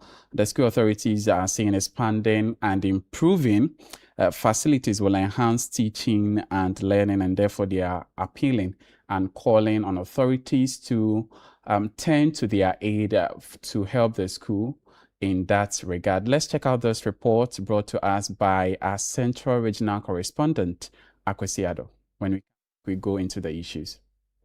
Established 13 years ago, Gomoa Fetes Senior High School is yet to receive significant government support for its infrastructure needs. Apart from the main administration and classroom block, which was donated by the United Nations, other facilities, including dormitories, have been constructed through communal support and donations. But with increasing enrollment, pressure on the school's limited dormitory facilities continues to grow. We don't have enough infrastructure for dormitories and also a dining hall. And a dormitory is overcrowded. Some sleep on the ground, not enough bed stands, and others have some even sleep outside. Okay, you can get about 120, 150 students in a dormitory. Students say the available classrooms are inadequate, while the school also lacks a science laboratory and other essential practical learning facilities. Because of insufficient tools and materials, we won't be able to do such things. So when it comes to exams like this, we won't be able to write. So we are pleading. We have to sit in class 30, but due to inadequate classrooms, all the 102 students are being gathered in one classroom. The school is also without a dining hall, forcing students and staff to make alternative arrangements during meal times. If you have to eat dining and we're having a program and it's also raining, we can't eat unless the program is over. So we beg, we need dining hall. Maybe we started with our dining hall, so we need some help. Despite the infrastructure deficit, school authorities say students continue to perform well academically. They believe the provision of additional facilities would help the school achieve even better results. I can say that my staff members, especially the teachers, are doing wonders here. Our result is 86%. It means that we are doing so well. So if we should get other facilities, Fetaman is going to compete with the great schools. One of the school's most pressing challenges was the lack of washrooms and toilet facilities, which had forced some students to resort to open defecation. The challenge has since been addressed through the intervention of a traditional leader from Gomuafete. Na school for no omoko toilet or bush in enye fine. My boy mbema de 10 and I'm bad no say 10. Members of the school's board have also initiated a number of development projects and are appealing for support to complete them. Look at the tables here. This is where the children eat. During the exam time, when you came here, see the children eating under the trees. So any furniture that the government gives to us, because we don't have a place to keep them, in order to get spoiled. So we need a dining hall as a matter of urgency. When someone is climbing a good tree, you push that person up. And the school needs to be supported and needs to be pushed up. And if we can all support with resources, this school can achieve and do even greater things. The chief of Gomuafete, Nana Aborata, is calling on government to provide the needed infrastructure for the school. He says Gomuafete Senior High School is the second most populous of the 3 senior high schools in the Gomua East District and requires urgent support to meet the needs of its growing student population. Fetaman, we need a support from the government. That is things that the student or the management of the school are looking for. All right, so that was a report brought to us by a Central Regional Correspondent, Akwesi Ado. Very heartbreaking it's a sad story. One, yes, yeah, very sad one. For students, one of them said, the headmistress particularly, she said they are doing well. Their pass rate was 86%. Despite the challenges, they still, against all odds, are doing well. It's always amazing to see schools do well despite the odds. And the important question here is how much they could have done if they had all of these things in place. Yeah, in place for them. So I don't know. The Old Students Association for the school, Fetaman Senior High School, you should also come on board and support the school. One of the pressing things they mention is the fact that they need a dining hall urgently. So if the Old Students Association is watching, listening, please do well to do something. Yes, although the school is not that old. Yeah. It's not that old, 13 years or so, but yes, they can still at least put some something together in a little way to get them. Anyway, let's go over the phone and speak to Akwesi Ado, our Central Regional Correspondent. He brought us this report. Good morning, Akwesi. Good morning, Dede and Wahab. I trust you're well. Very well, by God's grace. Trust you're doing great too. I'm doing well. Very well. Now, you visited the school. Tell us what you saw. And as far as this report is concerned, tell us what you saw. What was the pressing issues of these students in the school? All right. Thank you very much. So this is not the first time we've had to do this report. Senior High School on Breakfast Daily here on Channel 1. We've been speaking about it almost every year. And what I can say is that there is very much little improvement so far as the infrastructure needs of this school is concerned, despite existing for about 13 years. So it's like the issues we are highlighting today were the same issues we highlighted last year. And so not much is being done to support the school, especially from the side of government. You know, this school was established in some 13 years 13 ago, years, yeah. and it was established by the United Nations due to the fact that the people of Komwafete actually gave out their land to be used as a refugees camp for the people who were displaced as a result of the Liberian Civil War. And since then, it has always been the traditional leaders, the schools board, some members of the Gomwafete community who are very patriotic, who decide to support the school. So the main administration block, which also has a main classroom, was just a single edifice that was established or constructed by the UN. The dormitories were constructed by the traditional leaders with support from some benevolent personalities and organizations. Currently, toilet facilities that have been built were also donated by a chief from the community. So it's really a very tight and difficult situation for the school because the student population size keeps increasing. What's the current population of the school, if you can tell us? So around 1,000, between 1,500 and then 2,000. It's very populated. And we do know that now the final year students have exited and admissions are yet to also take place. So it is very much possible that the current numbers are going to increase when admissions begin. Wow. And what's the teacher to student ratio, if you're privy to it? As for teachers, they have enough. Okay. But where to stay is a problem. Okay. So we visited Fetaman sometime last week, Saturday. And there is this teacher we had to take and then drop her at Kaswa because she was journeying to Tema.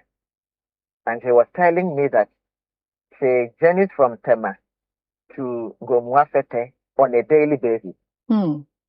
Because she's been at the school for about 3 months and she is yet to secure accommodation in the Gomwafete community. Now we know that this is more of a rural area, and so everybody builds their houses for their family without putting in mind the commercial aspect of it, where they may rent out a section of their buildings to others.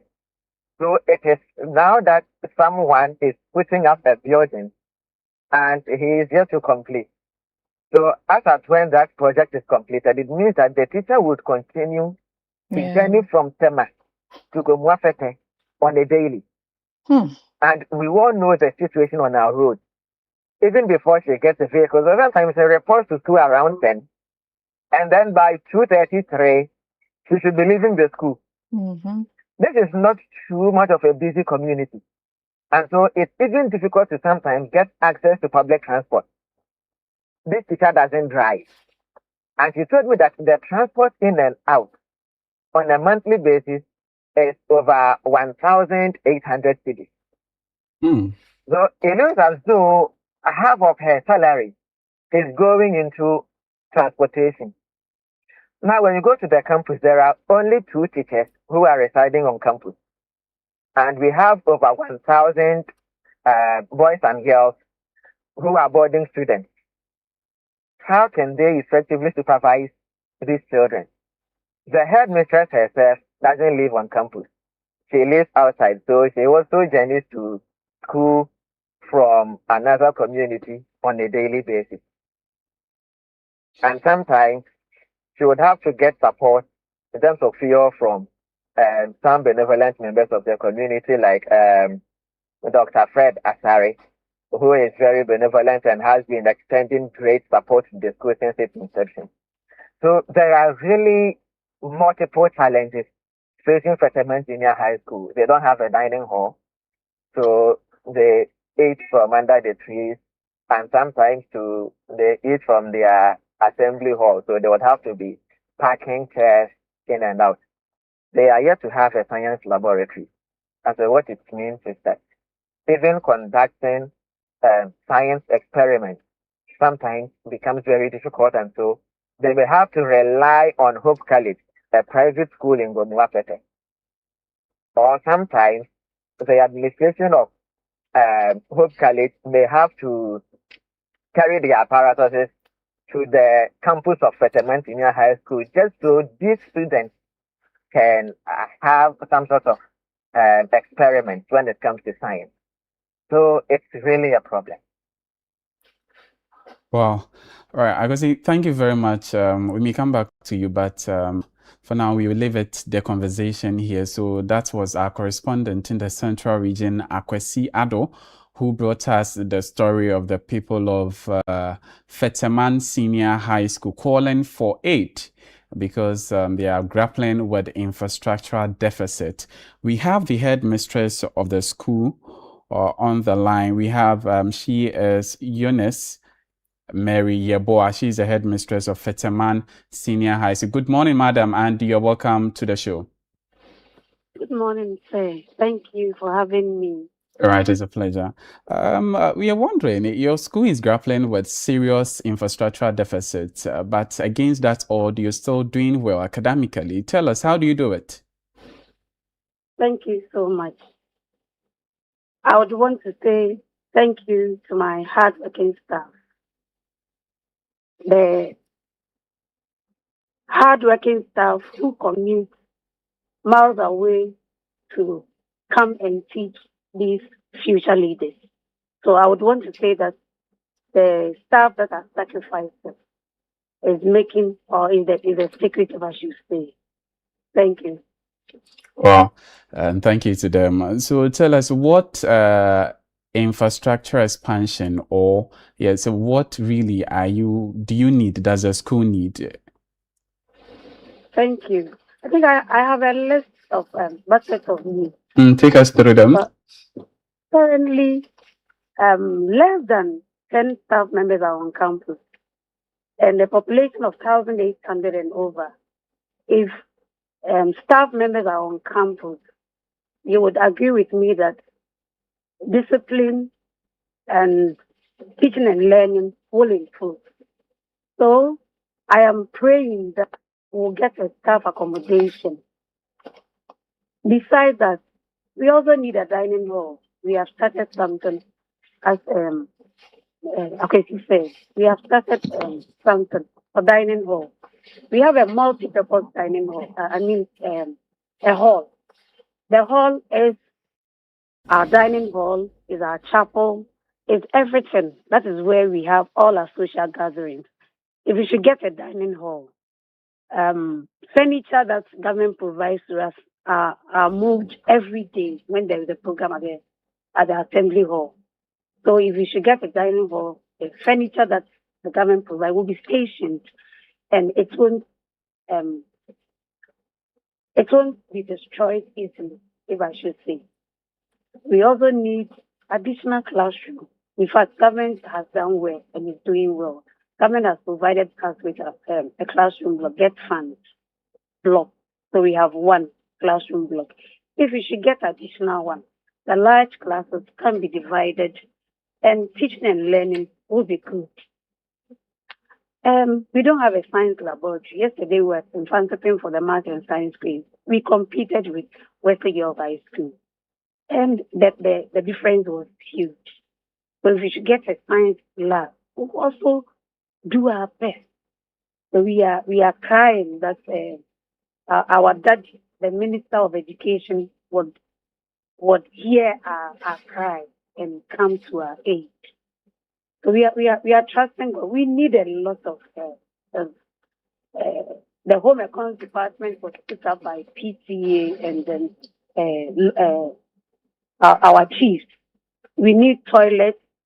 Students, it is very sad to see a female student going into the bush to attend to nature's call. If you should get a toilet facility. So we went to cry to the chief, one of the chiefs, the Oman Kradu, and he has provided us with 10-seater toilets for boys and 10-seater toilets. I mean, water closets, a modern one for the girls as well.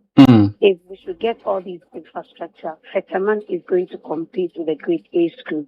I'm sure. Madam Yeboah, it's good you mentioned the Parents Teachers Association. Have you made this known to the PTA and of course the Old Students Association regarding these numerous challenges, and what have been their response? Thank you, Kate. With the old students, the first batch we completed in 2016, they are 10 years this year. And you can imagine, if they went to the tertiary university for 4 years, they've worked for barely 6 years. And we have started, they came for the third PTA, that's their 10th anniversary. And in fact, they have, I'm so proud of them. They have promised to gift us with a modern entrance, the gate. So that is the starting point. With the PTA, they have been helping with the infrastructure, the home economic department, the residents for the assistant head domestic, and they put up all these things. So they are doing well. They are doing well. So in the interim, you don't have a science laboratory to help in practical work or studies. And our correspondent mentioned that they have to go to other schools to take their practicals. Yes, we don't. And at the time that we don't go out to other schools, a classroom is converted into a science laboratory, and you can imagine what happens. So I'll continue to say that my staff is doing wonders. They are doing so well. They are sacrificing. They come and sleep here and all that. Though we don't have accommodation on campus, some are sleeping in the classrooms and all that, just to help the system. So my staff is doing wonderfully well. Okay. Madam Yeboah, this is a very big platform, and so I would give you the opportunity to appeal to the relevant authorities to come to the aid of Fetaman Senior High School. Please go ahead. I'm so grateful for this opportunity. Thank you so much, Channel One. I thank you so much for all those who are listening to us. And my employer, Ghana Education Service, is doing so well. Ministry of Education is helping us a great deal. We are just crying that we'll be helped to, as it were, get more infrastructure, a classroom, staff bungalow. In fact, we have written letters, and we are praying that as we speak right now, people who are listening would have mercy on us and come to our aid. We need a staff accommodation so that teachers can stay on campus. I believe that my employers are listening, and I am in humility asking that Fetaman Senior High School, that is growing academically, growing numerically, would get their attention, and then will be helped. Thank you so much. Thank you to Madam Yeboah. She's the headmistress for Fetaman Senior High School, speaking to us there. Wahab, there are lots of challenges pertaining to Fetaman Senior High School, and she's made her appeal, and we are hoping that the Education Minister, Haruna Idrisu, if you're watching, this is at your doorstep. Please, please, please, please put some measures in place to help bring some relief to Fetaman Senior High School. They don't have a science laboratory. Sometimes they have to go to other schools to take their science practicals. Sometimes they even convert their classrooms into a laboratory, and that would amount to nothing. They also need accommodation for teachers. Some have to travel miles to and fro daily to teach these students. And so please, if you're watching, please do something about this. We have the board chairman for Feteman SHS, and he's in the person of Elvis Joe Annan. Good morning. Good morning, madam. I trust you're doing well, sir. I'm doing well. And yourself, please? I'm doing well too. Thank you for joining us. Sir, what is preventing the school's inability from addressing these infrastructure challenges? What's the problem? Thank you for your question, and good morning to you and all your listeners. You know, Feteman Senior High School is a state-owned school. So if you ask what is preventing us from addressing the infrastructure challenge, then I think this question has to go to the Ministry of Education and the GS. So that's the challenge. But as a board, because we noticed this one, we are trying to do what we can in our own small capacity. So the larger picture of addressing the infrastructure challenge depends on the government, because the school belongs to the government. Have you made any form of appeal to the Ministry of Education to bring this to their attention? Sure. Okay, what was their response? If I recollect, this is the third time we are doing this on TV. 3 years ago we did it, and we made this appeal. We followed with letters. Last year, the same thing we did. And this year, we've done it. Even if we have not, this has been on television. It has been on City Online. So, does it mean no authority is seeing this one? So, yes, we have sent letters. We have sent letters. Well, I'm sure as a board, you have a long-term development plan of the school. How is this issue of infrastructure deficit affecting the plan that you as a board have for the school? Yes, it's affecting the school. You know, governing a school board is not like that of City TV or Channel 1. This is a state-owned thing. So you don't even have the money that you can say that, oh, I have this plan I'm going to do. So all that you do is lobbying. Lobbying. That I don't have this one, the school doesn't have this. So as you can see, the main block in the school was donated by UN.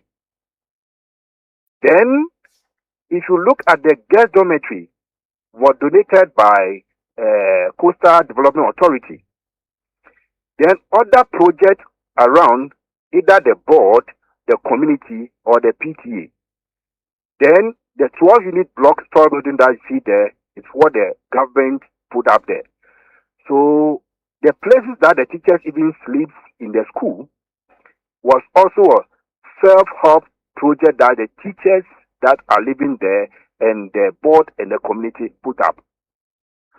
So as a board, the management of the school, we are doing all that we have to do. But to address the major or the main infrastructure thing there is the government. As we speak, 3 years ago, we realized that headmistress living in town and commuting to school all the time, she would not have the opportunity to see things that happen when the children are asleep. So can we put up a building there? Yes, we started. As we speak now, we roofed the building. We are yet to receive even one person for government to come and help us. So all this as a board and management, we go out soliciting for funds. As I speak here now, I'm somewhere, people who supported with some money, I just came to give them the letter to thank them. Because the project you see there to build for the headmistress, it's what? People's funds that we are going begging and soliciting for. So if the authorities are listening, Feteman is a state-owned, and the students are doing very well, teachers are doing very well, they should come and let's build a school together.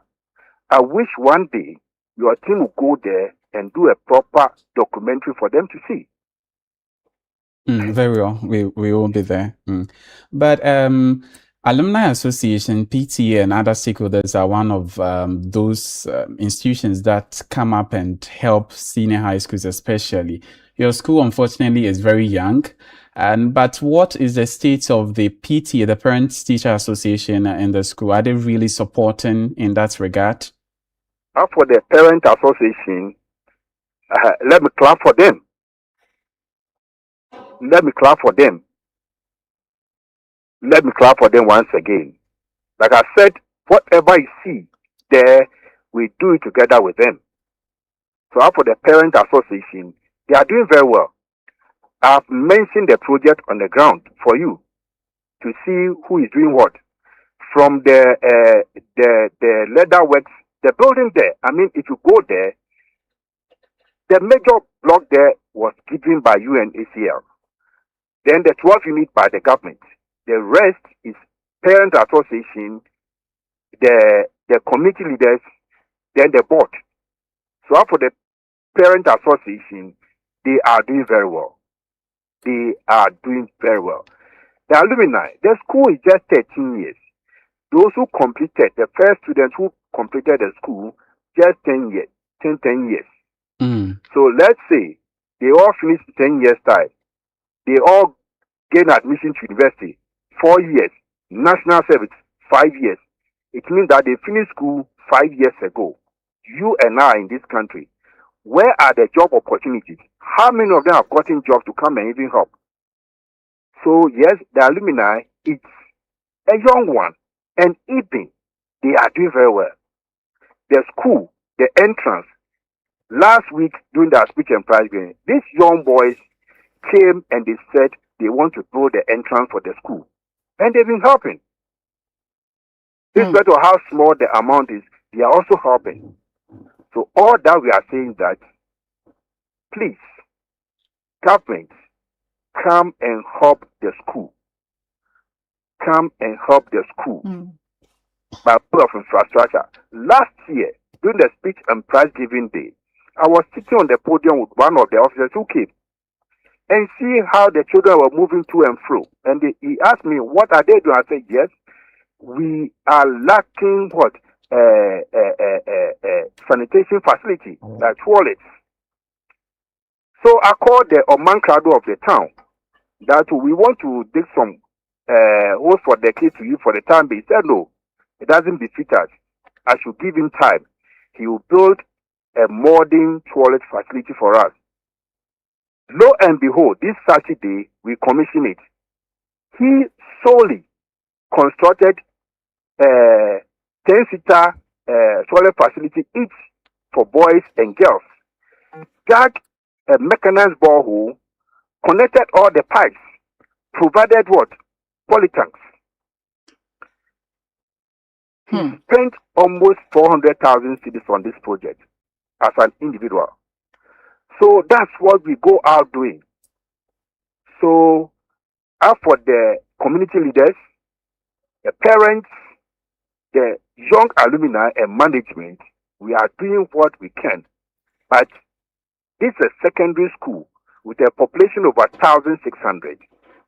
The government should come and look at the school and help the school infrastructure needs. Sure. Look at the vast land. If we are not careful, we may even lose part of the land because we are not doing anything on it. Mr. Annan, some teachers travel from far to and fro to teach at Fetterman SHS because there's no form of accommodation for these teachers. Is there any form of compensation for these teachers who travel from far to work? There's no compensation because you can't do anything by way of charging fees or anything to pay give the children or the teachers by way of compensation. But you are looking for jobs and gotten the job. So wherever you are living, come and work. That's the rule. So as for the teachers in that school, in fact, if I have my way, I will reward all of them. Because some live far away as Winneba, Swedro, and commute. Look at how bad the road is. but they come to school every day to come. So, by way of saying that, let me ask that the government, we've heard that they are doing what we call teacher dabre for teachers. They should come to Fetterman and put up some of these structures there so that the teachers can have a place. Gomwa Fete is not a very big place. So even you post a teacher there, he wants to rent, he will not get because Fete is not all that big. So yes, lack of accommodation is a challenge for the teachers. And all these things are there for you to see. Your reporter saw all these things. This has been the third time we've been to the school to report. And I believe the authorities are listening to us. And we pray that they will come to Fetterman and help the school. So that together we all help to nurture our children who also grow to become our future leaders. And together we'll build Ghana together as a people. Thank you very much, Mr. Elvis Joe Annan. He's the board chairman for Fetterman Senior High School. Wahab, they've said it all. Very heartbreaking. Yeah. Very heartbreaking. It's not just about putting up a building and name it that it is school. No, it's about creating that environment that will be comfortable for students to learn and also for the teachers to work. Yeah. Just imagine commuting from Tema to Fete every day. That's very unfair on the side of the teachers as well. And how well can they deliver? Because they get to school already exhausted. The Minister of Education, yes, we are happy that Parliament has approved that $300 million facility to expand infrastructure in school, secondary schools as a way to end the double track system as your government promised. That's very welcomed. And we are hoping that Fetterman Senior High School will be one of the schools that will benefit from this initiative. Very, very worrying. And we hope, yes, they do get the help that they need. Benevolent individuals out there as well. The Parent-Teacher Association are supporting, the old students are doing their bit.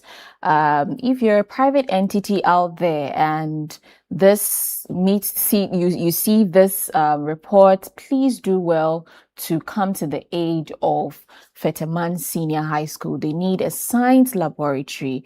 They don't have dining halls. The teachers in the school don't have accommodation, and so they have to travel miles to the school to teach these students. And these are the students we expect to compete with those in Ivy League schools. And so please, if you're watching, please do well to reach out to the school and support in any little way that you can. This has been our community segment on Breakfast Daily. We'll take a quick break, and when we come back, the show continues.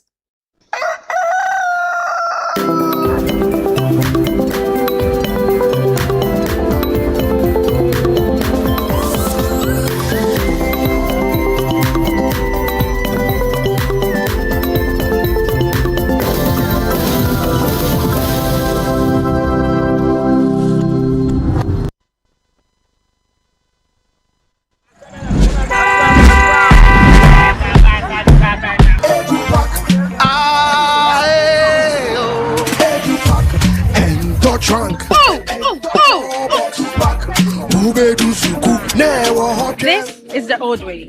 Let me show you a new and a better way. EduPack. EduPack? Yes, EduPack. A GS-approved and supported initiative for all first-year students going to SHS by Prospectus Ghana Limited. Now you don't need to go to the market. All your trunks, mattresses, pillows, including plastic chalkboards, are all waiting for your child at the school. Note: all our wooden chalkboards are being changed to plastic ones to avoid bedbugs. You can also register by dialing *713*821# following the prompt, or you can visit www.edupackgh.com and tap register. You can also register at any ADB branch near you at a very affordable price. EduPack, approved and supported by GES. Confidence isn't about being the louder person in the room. It's about believing in yourself even when no one else does. Too many people spend their lives seeking validation from others, forgetting that true confidence begins from within. Join us on this inspiring episode of Lifeline as we explore what it really takes to build lasting confidence from the inside out. Confidence does not come from applause from outside, neither does it come from external encouragement. It comes from within. This is Lifeline. Today, psychology is meeting theology to help you deal with your self-doubts and build confidence from within. When you believe in what you have, your competencies, your capacity, your ability, and your value, that is confidence. Even though it is natural to gauge yourself, to measure yourself based on the standards you see around you, you need to be careful. Scripture says, with patience, run the race that is set before you. There is a race set before you. Your life is unique. Your purpose is unique. So you need to focus on your life. Lifeline is every Tuesday and Thursday at 10 p.m. only on Channel One TV.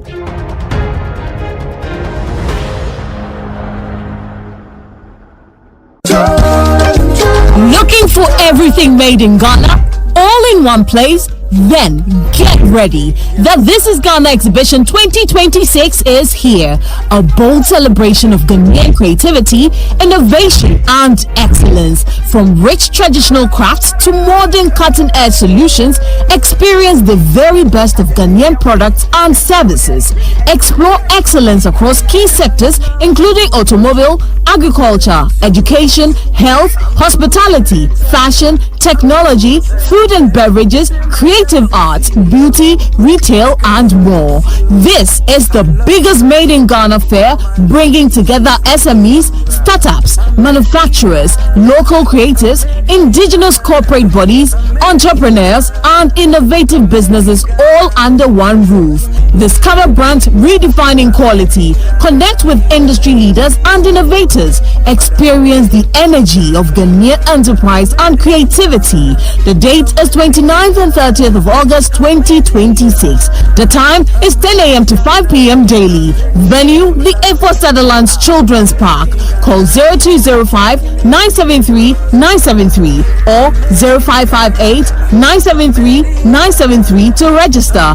Come explore, come connect, come be inspired. Discover the brands redefining Made in Ghana and experience the future of Ghanaian excellence. The This is Ghana Exhibition 2026 is powered by Channel One TV with support from City FM.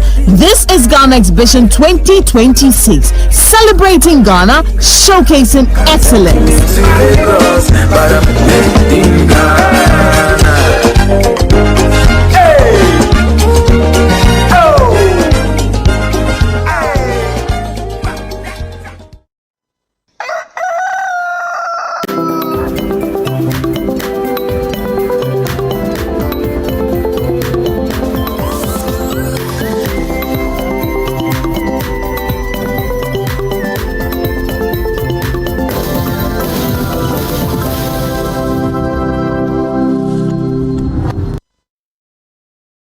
This is Breakfast Daily on Channel One Television.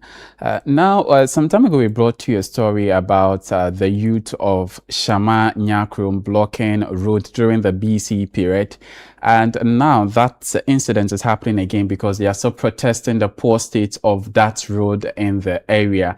We'll be speaking to our correspondent in the Western region. But for now, let's watch some of the scenes from the protests early today.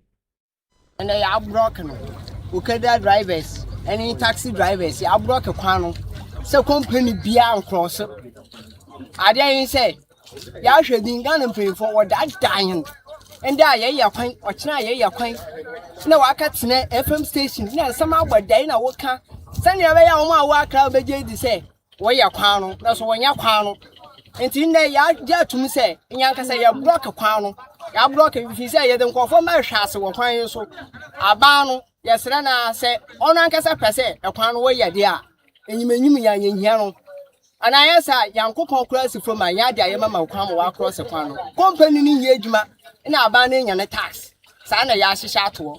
It is a banner per se. A pound way young quadia. What I got as Nasi 3 months in me. Half from Bowie, no about half. It is a contract and I already said, obey a corner, or my here ways now you walk on the meeting, and you see and Hasi before one sana. Yama quite a card in Yejuma. I asked Hadia. Obia Yejuma, youngest okay, drivers, Yejuma, and a castle Yejuma, as some no. And they'll mask. And to better miss your question, why block road and we see the road in the yes, so. Yeah, broke road and say, yeah, ma, yeah, by 3 months. I young can say, I can, you 2 quantities the boom.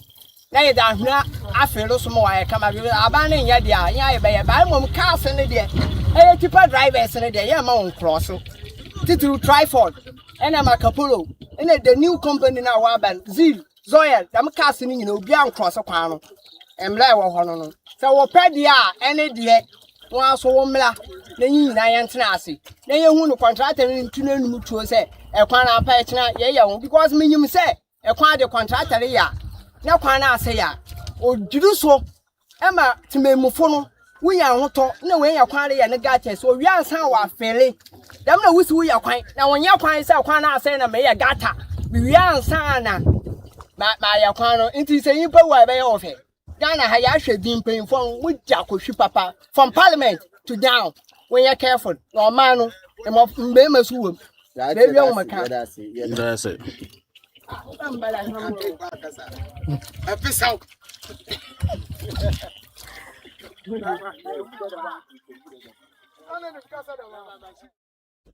All right, so that is what is happening currently on the Shama Nyakrom Road in the western region. So they are basically lamenting over the delay of work on that road project. I'm calling on the contractor if really he wants to continue the work, have a dialogue with them, and highlighting on the drain situation that it's been more than 3 months he started and the progress is very little, as they say.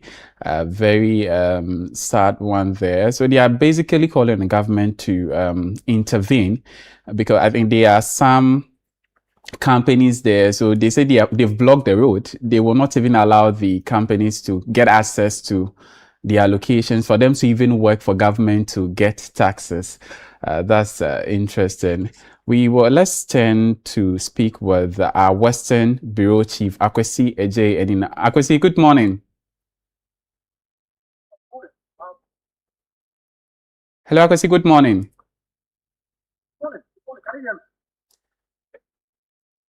Yeah, very well, but your tone is a bit down. Yes. So, right, it's okay now. All right, so bring us to speed. What is happening on the Shama Nyakrom Road this morning? 1.7 kilometer. Nyakrom Junction, Shama Town. Nyakrom Junction to Nyakrom Town, which is actually within the Shama municipality of the Western region. And this very road, actually initially has actually been removed from the time down, and all because of the importance of this very so this very new service it just has been including the environmental technology actually processes oil, waste from offshore operated. It also services Barcelona, which actually manufactures WC that are loaded, complete WC, not just across the country, but across the West African fabric. Again, this very road also services Whiteford Feeder. It's Ghana's #1 house manufacturing company.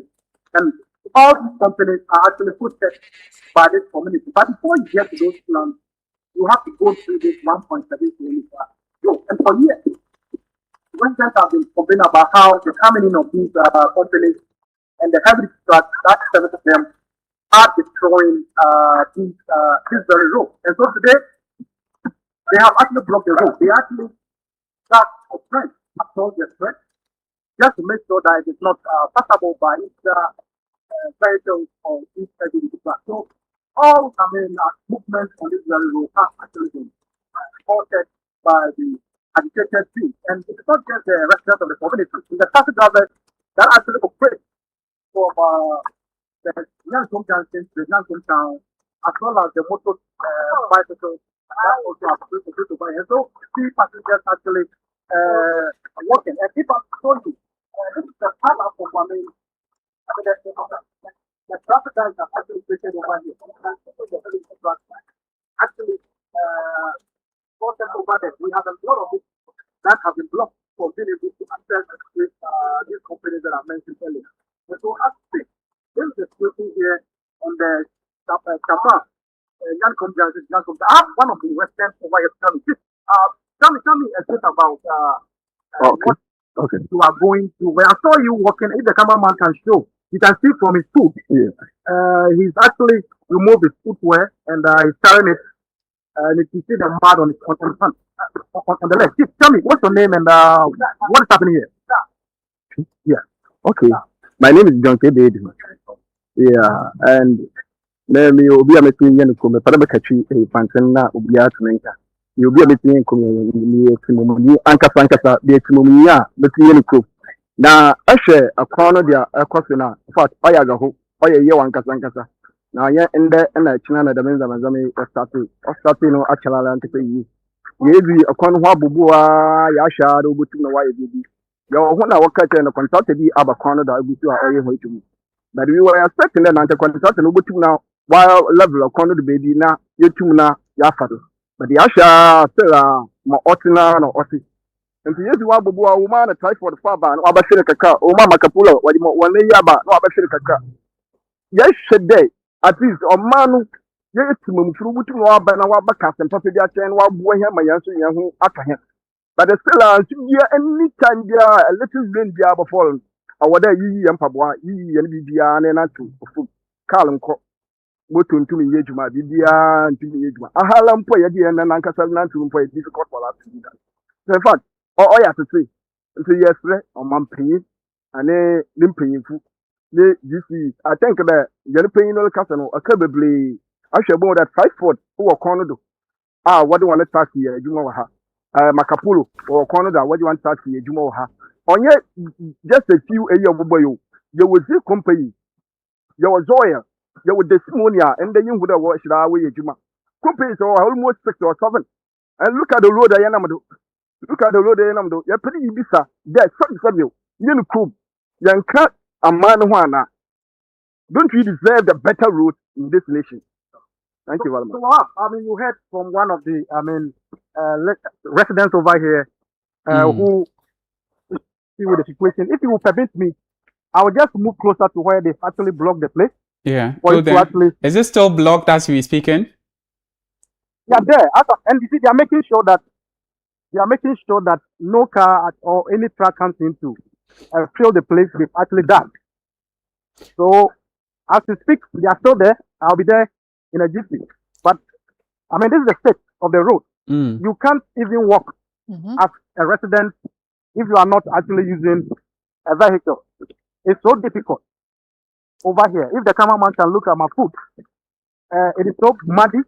And these are some of the concerns that the youth over here are making, are expressing. And from there you can see, I can see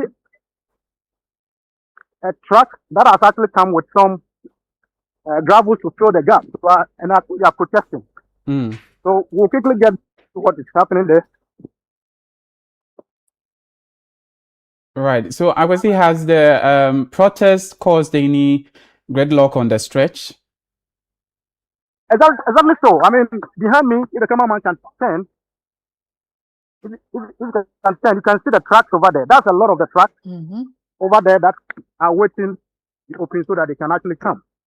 And so that is the gridlock that we are experiencing. No car is actually passing or moving as we speak. And so I'm there. I'm actually here. The cameraman will show you the trench they've actually dug, just to make sure that no car get a chance to actually. So this is a trench they've actually created, making sure that no car get a chance to pass. And over there you can see an earth moving machine carrying some stones, wanting to come and actually fill the trench. The youth wouldn't. Let me just talk to one of the youth over here. Please, tell me, what can you tell me about what's happening? I can see you've dug a trench, and then a truck is also trying to come in. What's happening? Oh, we are just doing communal labor. We are just doing communal labor. You see the state of the road. So the drivers together with the motor cadets and the boys, we are doing some communal labor. As you see, the state of the road is very bad, and always contractor is on the road, but we didn't see any improvement. So now our problem now is we want the contractor to move from the road so that the Chinese people can do the road for us. That is our major problem. You want the contractor to actually leave the place so that the companies rather do the road. Yes. But has the companies assured you that they will be fixing the road themselves? Oh yes, personally I was there last week and they told us that they're willing to do, but the problem now is from the assembly. So they are waiting for the approval from district assembly. Yeah. So for how long has this trench been done? About a month. No, I'm talking about the digging of this place. Just now. We understand. I mean, as early as 6, we saw the place. I mean, undergoing some digging. Yeah. So just now, around 5 a.m. Yeah. 5 a.m. is not now. It's past 10 o'clock. And so right now, what are you going to do? Okay. Right now, our assembly member has spoken to us, and our community leaders have spoken to us. So we are going to put some laterals at one of our towns so that we can receive running. So that will be more trouble for now. Yeah. All right. So, Akwesi, ask him. I want you to ask him if there's no intervention, will they still come back and protest? If there's no intervention, if there's no intervention on the road to make it a bit more trouble for you, or I mean, at the moment you are pushing for permanent fixing of this road. What are you going to do? Are you going to go back? Are you going to come back? Yes.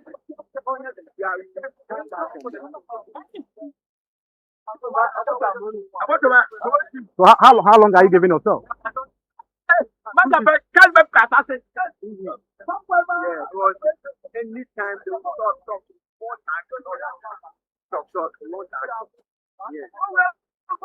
giving them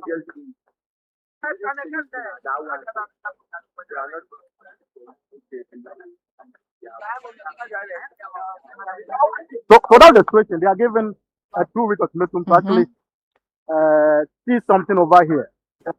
See, this very truck, I'm told, is coming from one of the companies who wants their truck to actually pass, but they are preventing them. It actually came with some gravels to come and fill the trench that they have dug, but they are not permitting them to actually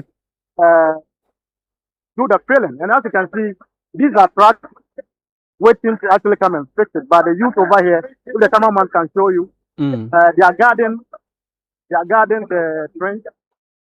They are guarding the trench so that no truck actually comes anywhere close to it.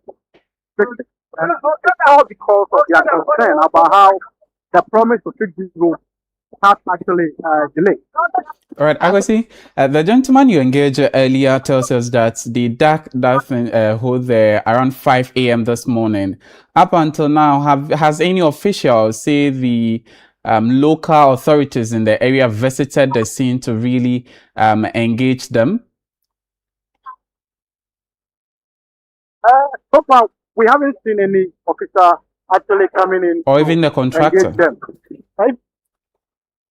We haven't seen officers coming to actually engage them. But what we can see now is that I think at the moment they are permitting the truck to do some work. But the initial bit about they are doing communal labor was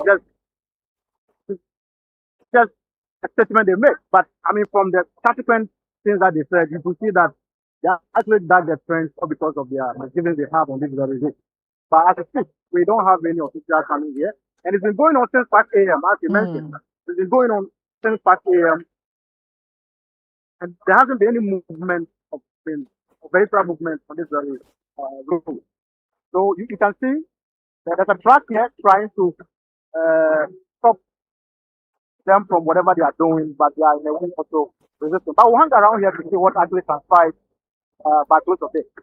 Akwesi, the gentleman you spoke to also mentioned that the companies in the community want to help and fix the road, but they need some clearance from the assembly to be able to do that. What is the assembly saying, if you've been able to interact with the assembly?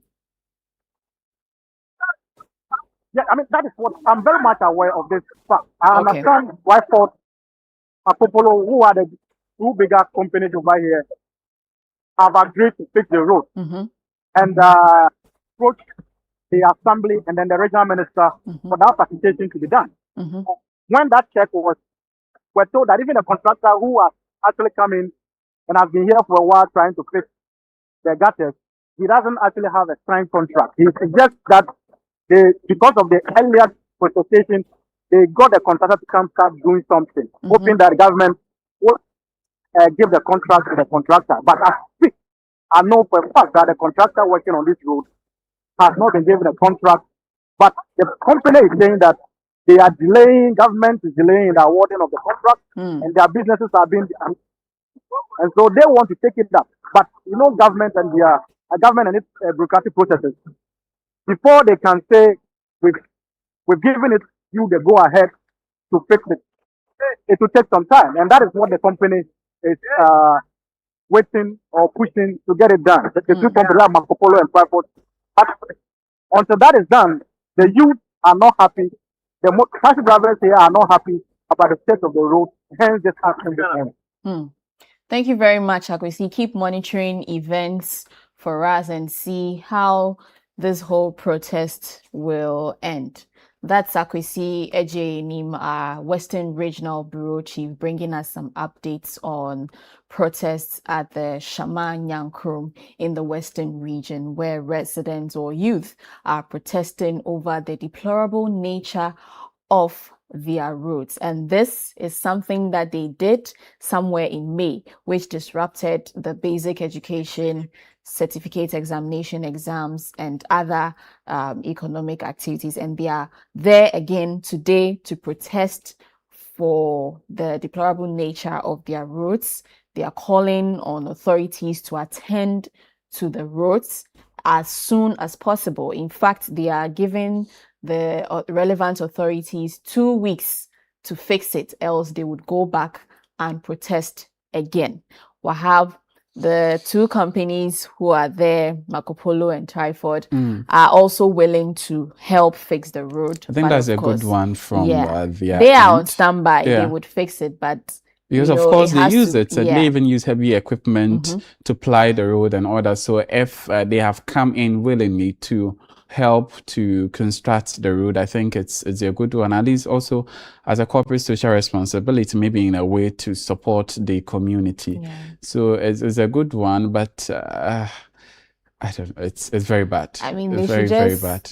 give them the go ahead so that they can fix it, because they said they need clearance from the assembly and all of that. The contractor who was on Akwesi mentions that he doesn't have the certificates yet to fix the road. So I mean, let's cut all the bureaucratic processes and give them the go ahead to fix the road. So this has been our community segment. We started with the Fetaman Senior High School, who are grappling with infrastructure challenges, and then we moved all the way to the Western region, precisely Shama Nyankrum, where the youth there are also protesting over the deplorable nature of the road. Let's enjoy this musical break. Good morning, Ghana. My name is Elsie Shane. I'm honored to be here. So this song right here is a cover to 1942 by Ira Star, and I hope you enjoy it.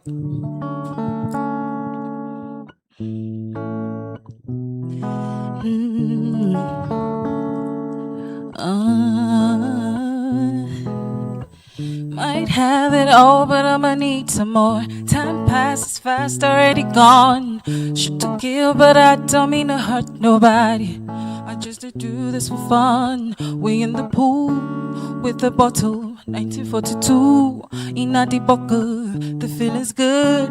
Oh, what's up, bubble? There's money in the duffel. Get another one. No, this moment makes it all worth it. All the time we put into the job. My first time scratching past the surface makes me realize I don't wanna lose. I don't wanna lose. I don't wanna lose. I don't wanna lose. Yeah. And I'm here with Kofi Strings, my guitarist. Yeah. Let's go.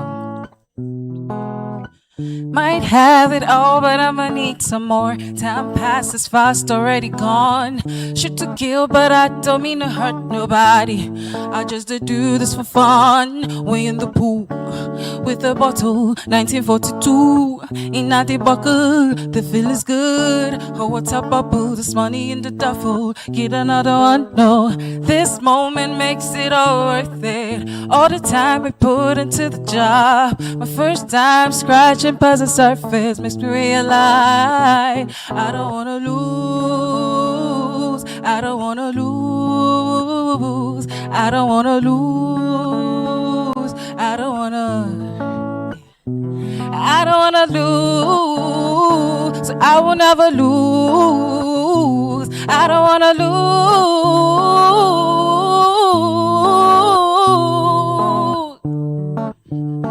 Yeah.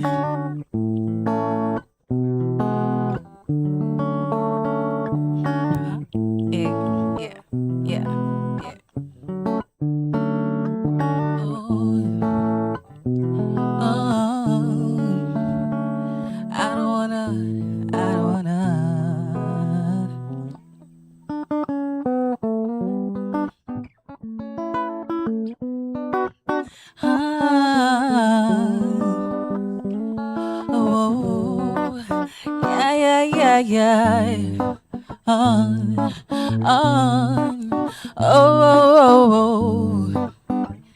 This song right here is my debut single.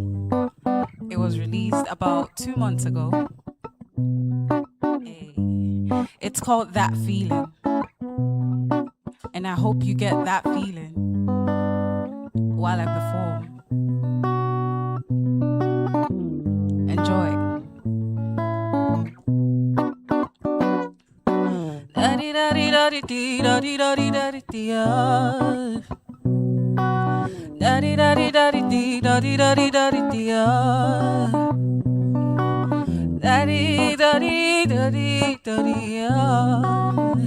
Oh,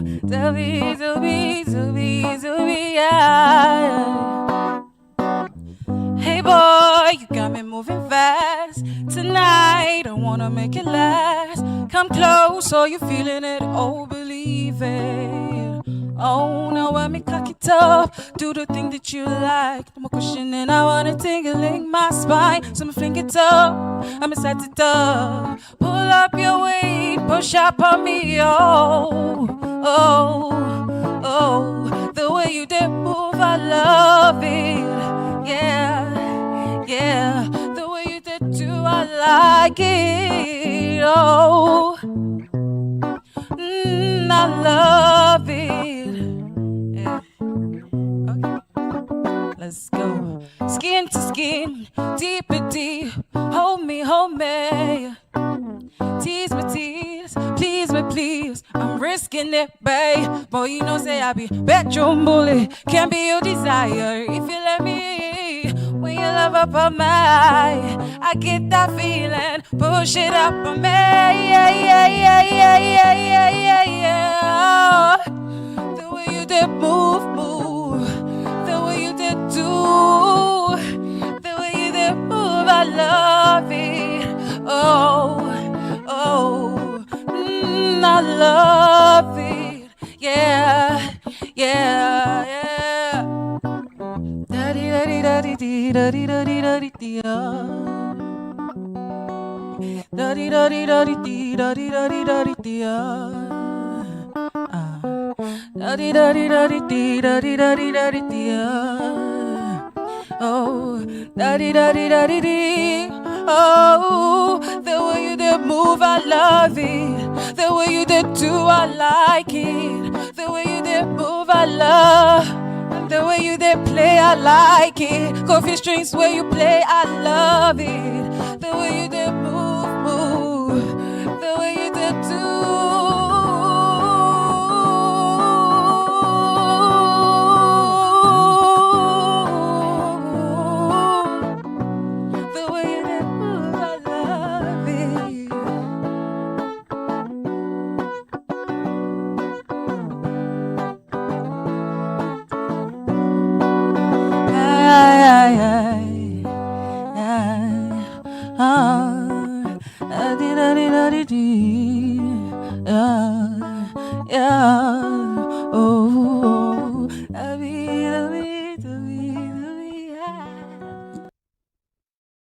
Elsie Shea there with that soothing music to serenade us this morning, and yes, gets us into the rest of the day.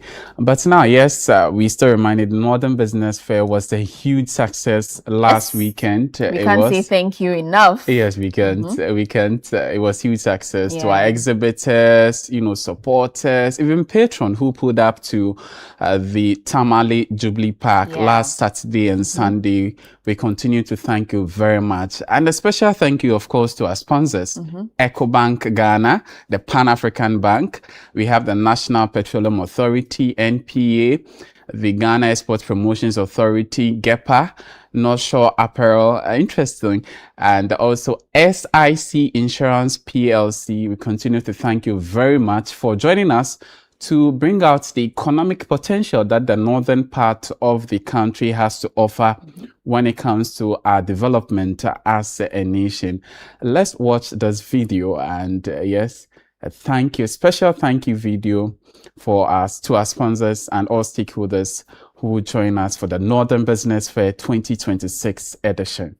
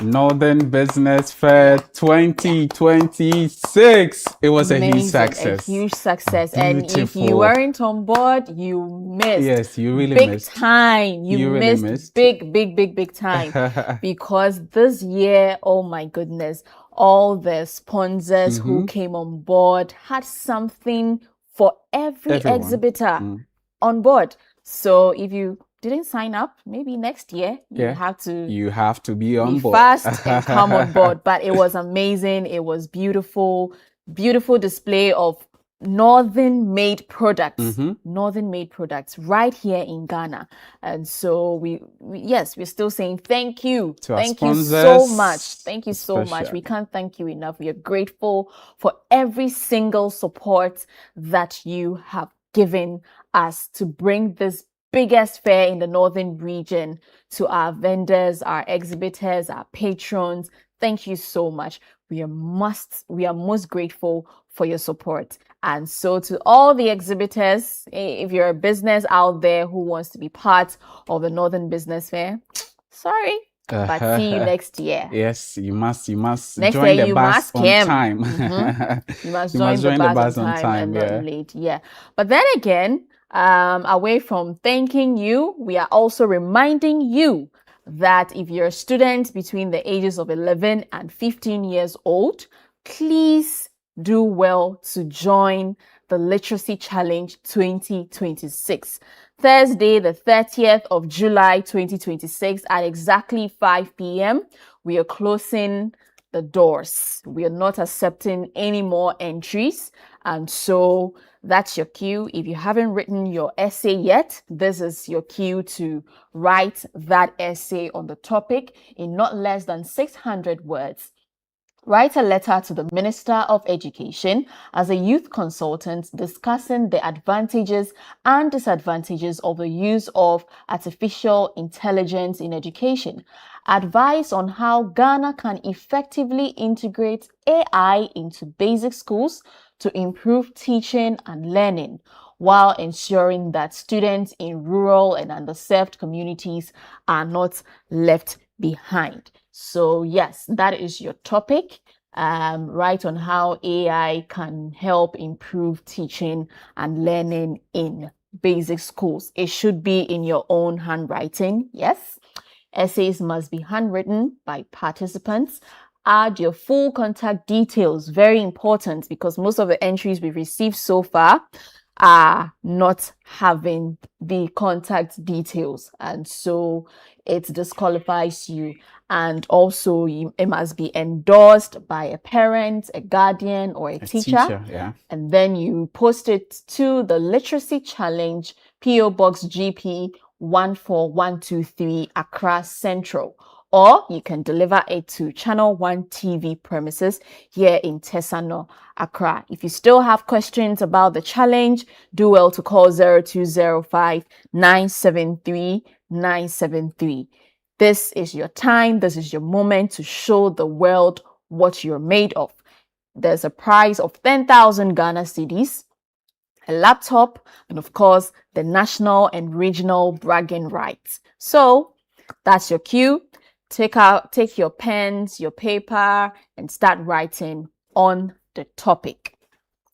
Yes, of course, parents, teachers, everyone, encourage your words. Let them pre-secondary school, and the age is between 11 years and 15 years. Yes. Encourage them to give it a try. The students lately, they're very smart. Yeah. You'll be amazed on some of the things they write, and even the things they know. Our time, they are exposed to social media, the internet, Tech and all that. Yeah, yes, so, and that's what we are testing them on. That is what we want them to portray to the whole Ghana and even the globe by extension. Yes, so the closing date for entry again is just this Thursday, so you don't have time. Yeah. Then we draw down the curtains. Yeah. Yeah. All right, this has been our show for you. Nana Tufo Boatin started the show. Wahab and myself, Dede, continued from 9 until now. Thank you so much for spending your morning with us. Until tomorrow, see you and enjoy the rest of our programming.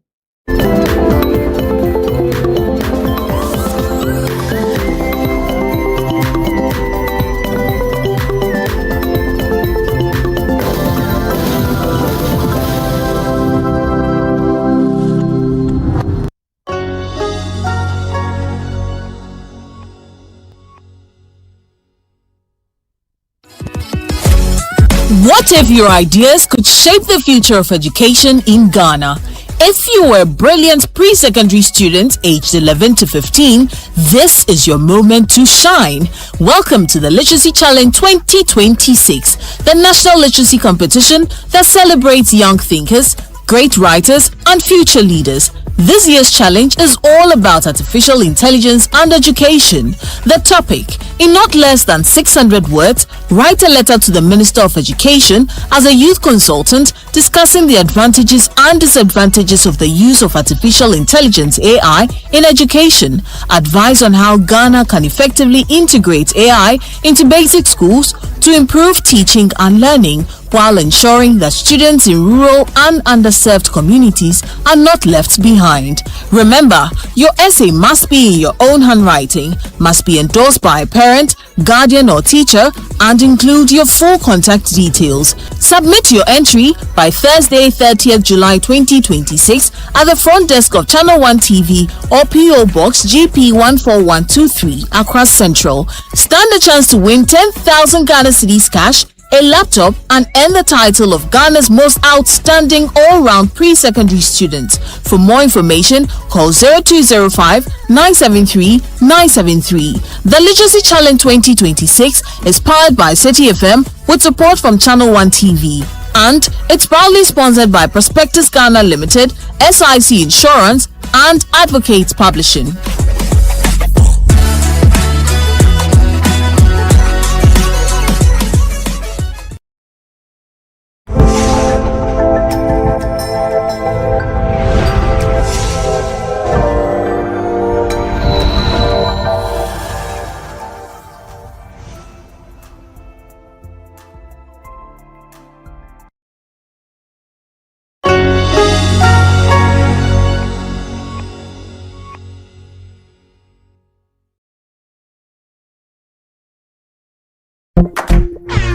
Uh-oh. Walking down the street and suddenly cardio